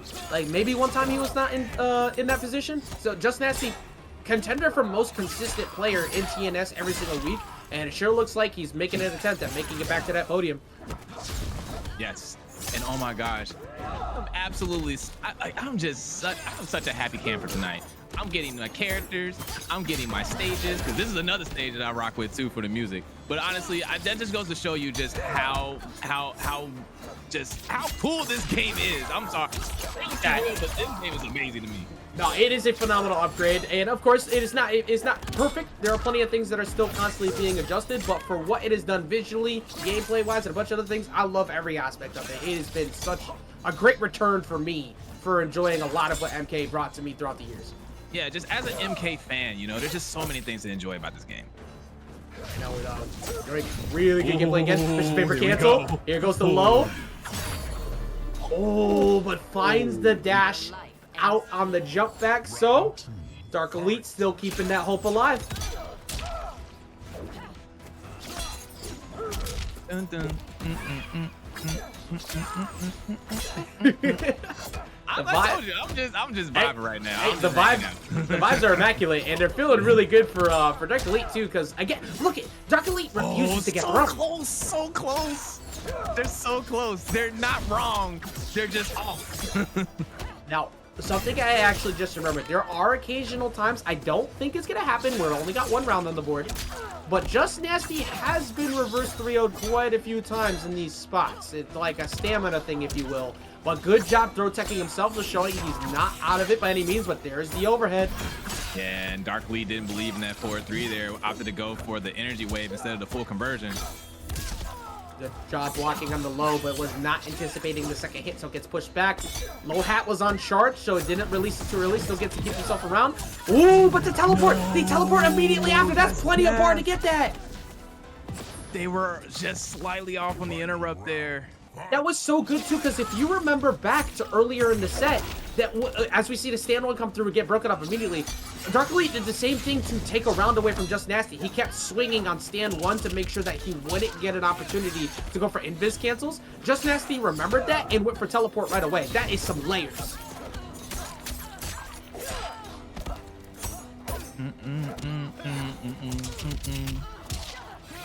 health starting to dip away real fast as the beat is continuing to drop, and the chances of you winning are dropping fast too. DarkElite might go down 3-0. All right, DarkElite fighting back. Once again, go for stand one. He just refuses to let him invis. And honestly, with being in the corner, that was a really good call. Not going to commit to invis that time. Blocking that. Yes, sir. Full combo punish. We do not have a bar, but we're going to build one. Will be enough to build it fast enough. Doesn't even need it. Not even necessary. 32% will be enough. And JustNasty getting his revenge, taking it 3-0 jump ins and start to manipulate the game into your favor. And we'll see. This is a lot of work to be done to keep JustNasty out, even with how strong Suneo's keep away game has been all night. And JustNasty has been on a clinic so far. 2-3-0 victories just to get in this position. They go back-to-back 3-0. You are running as hot as you could possibly ask for. Smart move. Don't try to steal your turn there. It doesn't exist. Actually, perfect case scenario, you can't steal in front of the cop. That's crazy. Yeah, and it looks like you pretty much called it, Ajax. You know, Sooneo getting the party started and is opting to take the fight to JustNasty to not give them a chance to really get their game plan started. Yep. It's the craziest part about it. Like, even though, like, zoning in and of itself, very frustrating playstyle to deal with, but zoning backed up behind a very good close buttons, that's how you condition people to be afraid of it late. That's the only way your zoning works late game. Because look at that, he's already walking back. Now your turn. Dirty! That's so crazy. Like, you have to mess up. Like, that's the only way out. it really is disgusting. Oh, speaking of disgusting setups, that jump in. Oh, that's just wrong. That's just wow. For zoners too, you already know the moment that breaker situations are ready to occur, they pretty much do it because they've built so much meter already. But we got the launcher off of Lao. We're gonna get a good chunk of damage. Go for the knockdown setup. Oh, actually, never mind. All of it. A little early on the throw attempt. Oh, what a call out. And that's one of the more interesting, that's a very interesting interaction there because there is a flawless block gap in that string that can lead to a full combo punish. Not to mention, you can down one him before the last hit even comes out. So Sooneo, again, taking that knowledge and using it against JustNasty to go for a special cancel to catch JustNasty trying to move. Yeah, and also I got questions. As we see, oh, the Stryker came in, actual robbery. That was an inside job. This is a corrupt cop, bro. He came in and he stole the match away from JustNasty. Grenades are stupid. They're so good. They catch you off guard when you're not paying attention. They're so damn good. I forgot what I was gonna talk about before that. Oh, I remember. Speaking of criminal activity, why does stand one into forward 4 do into fatal blow do 42% off of a standing 1 anti-air? I have a whole lot of questions. Well, come on now, it's classic MK logic, baby. Less hits in the fatal blow gives you the dough. It's all about that scaling. So doing just 2 hits into fatal blow can definitely give you the opportunity to cash out as much damage as possible. And if you had noticed, right, certain cameos give you access to more damage on your fatal blow, right? So Stryker and Kang having some of the highest damage extensions for fatal blows in the game, you know, you're gonna get a healthy chunk of damage every time. And Nitara could never, she wishes, but right now we wish that we did not throw that as we get the free jump in, and he goes for the reset into the throw to get a bit more damage off that cancel. Oh, a bad jump in there, but Stryker there to hold it down. Hold fireballs, playing to keep away game as much as you can, but of course once you see low hat, you have to stop pressing, otherwise they'll let it rock and you lose your turn. All right, Sooneo doing a great job here of keeping JustNasty honest, not really giving him an opportunity to move too much. Oh, good shimmy. That was dirty. He's so consistent at that, it's actually frightening. Again, Kang having just about everything you would need, including the shimmy. So good too, it's off of one of his best starters to you. Back that shimmy, you're already holding back, so you're gonna get back 2 already for the launcher. Like we said before, Sooneo, you build so much meter as throwing off the fireballs, you're gonna get that breaker back ASAP. Good duck underneath that throw also. I heard that gasp from you. Yo, listen, like I said, I'm just having a good time now at this point. The matches here have been just getting better and better, and that the fact that we have Omni-Man in grand finals means that I am going to die a happy man by the end of this. I am going to be absolutely exhausted from all the screaming that I'm going to be doing once I witness that grand final. I can't even go to bed because as soon as that's done, I immediately have to watch Invincible Season 2, Episode 1. I haven't watched it yet because of work, and after the work that MightyUnjust has put in, I have to see it. Right now, yo, that in of itself is dirty too. Stryker stopped it, but the fact that you could go invis, throw out low hat, and even if they wake up like enhanced hit, you're getting that combo regardless. That Stryker's the only reason why that didn't lead to a full combo punish. Oh, and that's a beautiful whip punish there. Don't do that. JustNasty cashing out for the damage, and you have to, in that case, getting on the board. Right. 1-1. Sooneo, the only person who was able to put a little bit of a damper in the perfect record that he had going from that back-to-back 3-0s, but Sooneo gets his one. JustNasty also puts one on, and biasly, just because I love seeing a lot of games, a lot of adaptation, this is one of them I would like to see go all the way, because why not? There's been some really good back and forth between these two. Wait. Smoke is the weeb you see in the anime store buying knives. Oh, no. I can't even They actually train with them, right? I can't even deny this comment. Like the way Smoke be talking in the post-game interview, I mean, he's not wrong though. Now, am I actually the one who's doing that? Yes, but hey, leave me alone, all right? Like I like buying my cool swords. Let me rock. Let me live. Stop judging me. Right now, Sooneo trying to put a little bit of a damper to JustNasty's play, backing him off, but Jackal, I feel like the zoning is just starting to get figured out. And I'm starting to see that these mix-ups are getting a lot more dangerous there. That sequence was just nasty as we move forward here in game number 3. It does feel like game number 2 in a way, because these matches were going so quick, I kind of forgot which ones are which. I know, right? Looking fantastic, of course, though, as usual. Back to overhead. Sooneo not ready, and yeah, you got to break there. Usually you don't want to break too often, but he builds so much meter so often, it doesn't matter. Oh, no. And Sooneo getting caught like a deer in headlights on that teleport there. Oh, bro, he pre-anticipated that. Either that or he was mashing it. It just worked out. I don't know. But 3-3-3, stopping the Vicious Vapor as it was coming in, he worked out regardless. As a longtime fan of Sooneo and has been watching him play for many a years, I can absolutely tell you that man was mashing. He's absolutely mashing there. Because again, Sooneo has just the utmost confidence in their game plan. He is not going to be discouraged easily, even with all the damage, all the setups, and all the craziness that JustNasty is throwing at him. You can see he is still pushing buttons. I will say, I am actually super impressed by bro, hey, you know, it's working. He said, I want my turn. You give it back. Land, you have it. Oh my gosh. Oh my gosh, not like this. Oh, it's gonna happen. Not It's like gonna this. happen. He's what was he at? He was at about 40. I'm pretty sure this kills. 450. It's gonna be real close, and I'm pretty sure this kills. Yeah, that's 429. Yep. Yeah. 434. You got pixels. 465. I'm sorry. Excuse me. I tried to play it safe. It was not 450. It was 465. Excuse me. Apologies. It's My so bad. crazy. It's so crazy because the more you think about it, anytime you're playing at high level, you have to think about what's someone's blueprint to success. What's their game plan to win, right? And most of the time, you look at a character like Liu Kang and go, okay, he's good at zone, but he's got melee buttons too. He's got up close personal buttons, so I just gotta play the timing right. But usually, that's counteracted with like some sort of balance to damage for the most part.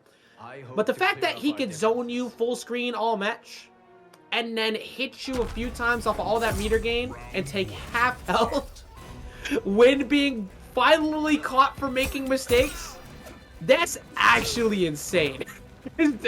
Lou Stryker is a nuts combination. Yeah, this is definitely paying dividends right now for Sooneo because JustNasty is definitely doing the work right now. 323 into corner carry, doing the work, getting whip punishes, getting the anti-airs, getting the setup, the Oki. Everything is going right for JustNasty, but Sooneo just does not care. He gives no dams at all, bro. He lost neutral twice, got chunked for half health, already swinging back. He's not about you letting to keep your turn. He's actually forcing JustNasty, who's been in the lead this whole time, to burn his breaker already. Oh, a rare drop off the Sareena blades. He never drops those situations. You can't do that. That is it shouldn't be, but it is safe. And yeah, watch as your health melts away. And this is all plus rate territory. If he didn't guess that right, he would be one more block string away from being lost, but it doesn't matter. He's one more round, Jackal, from losing it all. I'm sorry, I gotta cut you off. What kind of taser is that? Because did you see that, like in the slowdown, like how there's like lightning bolts coming? Oh, no. That man took off the limiters, okay? Like he took. Yeah, there's no way that's legal. He took off the limiters. He's got the whole military budget in his pocket, and he walks away with the goofiest stance of Paul Blart Mall Cop fatality. Like he don't give a damn. Like this is crazy. This man's got tactical grenades, custom built handgun. Oh, look at that taser! Gun, souped up taser with the limiter off. Man's charging it with the local generator. You're wondering why your city block's power went out? It's because he was getting things. But look at that! Just in case. Just in case. I actually just realized that. The whole time I'm thinking like, and this is how stupid I am. I'm thinking he has a flashlight in the same hand. So like, nope. He's using the flashlight, he puts it away, and then pulls out the taser. No, it's all one tool. It's an all-purpose weapon. Is optimal and the red shadow stuff. Yeah, like that was a thing. That was an actual built-in mechanic. Like, yeah, no, they do that. It's okay because we got Johnny Cage with a cape here, as we got Omni-Man showing back up 1-2 into the drag down. Let's go ahead and tell you what's a god to a king, what's a king to a Viltrumite, bro. I got so much damage, 4-3 low, 20% punish. He's already backdashing him before he came out. He knew he'd wake up with that. You may have been around for eternities, but the difference between you and I is that I get older as I age. This only gets worse the longer it goes on. And Sooneo says, I'm not afraid, but you should be.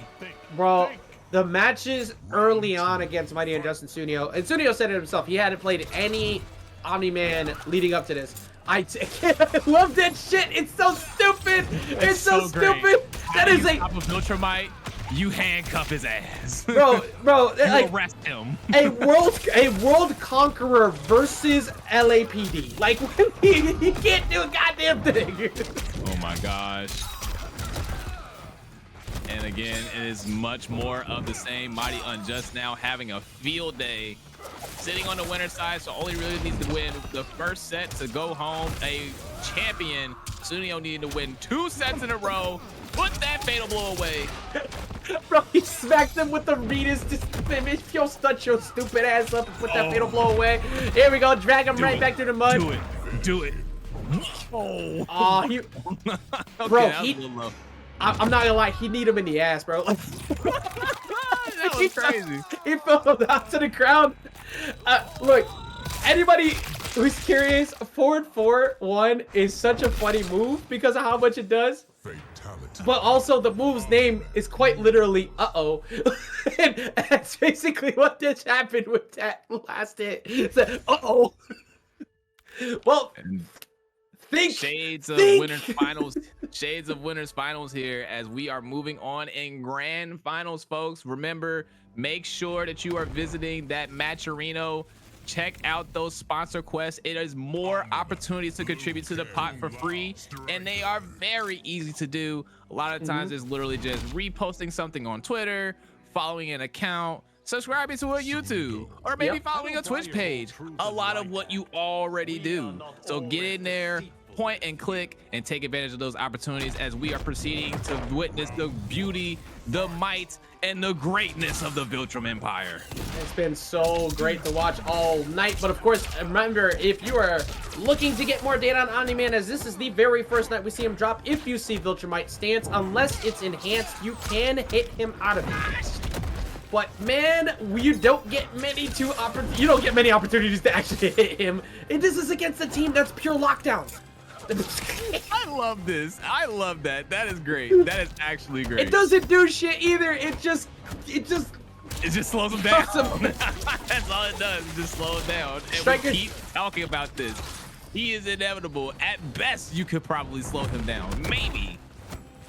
It's quite literally just a, just so you know, I'm here. Here comes 35%, depending on what route he wants to take. Yeah, he's gonna go for the, oh, actually, never mind. He's gonna go for the setup instead, which is very frightening. It's caught. Fatal blow on the table. To cut the combo short, not giving him an opportunity to break there. Which is so funny, because he cut the combo short specifically to get cornered. That was actually really smart from MightyUnjust. Round 2. Fight. And he's just like so unamused. I thought you were stronger. Ain't you a god or something? Bro, he don't care. He don't care. Oh my gosh.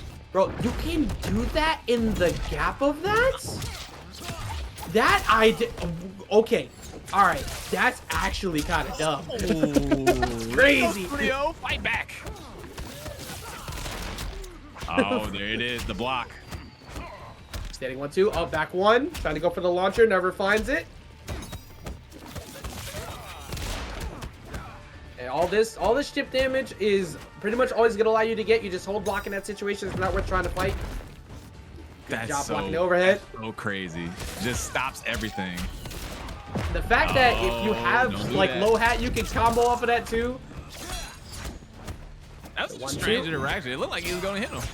It did. Uh-oh. Okay. Standing one doesn't get the hit that he's looking for.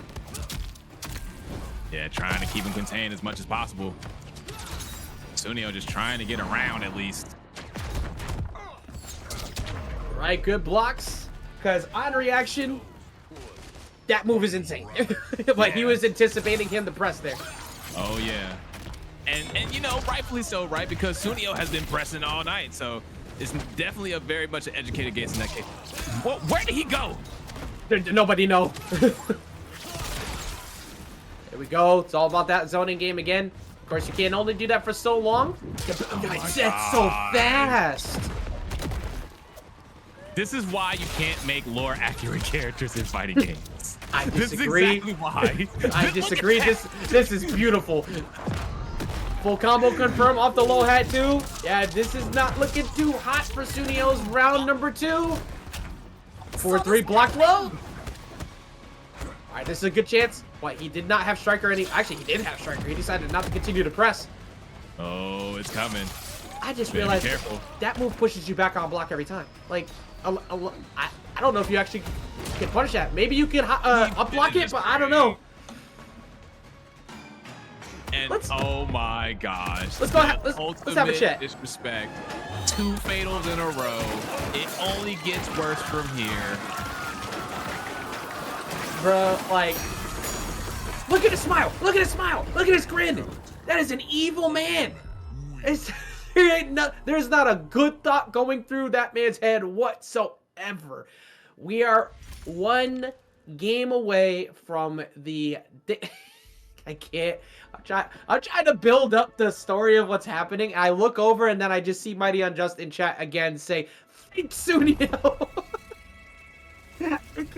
I can't handle this. He's so damn cool. This character's nuts. And also, Jackal 1 round away from the night release drop to winning TNS number 9. Myself. I mean, I'm something of a He's not god wrong. myself. He's not He's wrong not at wrong. all. if 6, count them, 6 super beings could not stop him, at most could just make him maybe like break a sweat. What good are you gonna do? Barely at that. He showed up and cleared the room. Said, "Oh, my son's got powers. It's time for y'all to go." Oh my gosh. Full screen this is confirm just- low-high mix dash that can be enhanced for armor.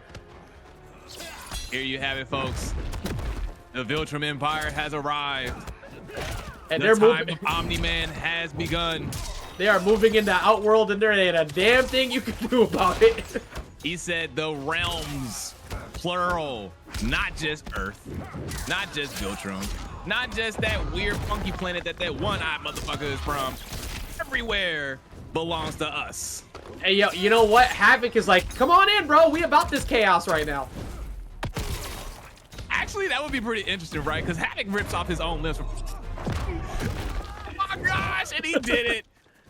The meter burn stance, the one that dodges everything. Oh no, this is not good.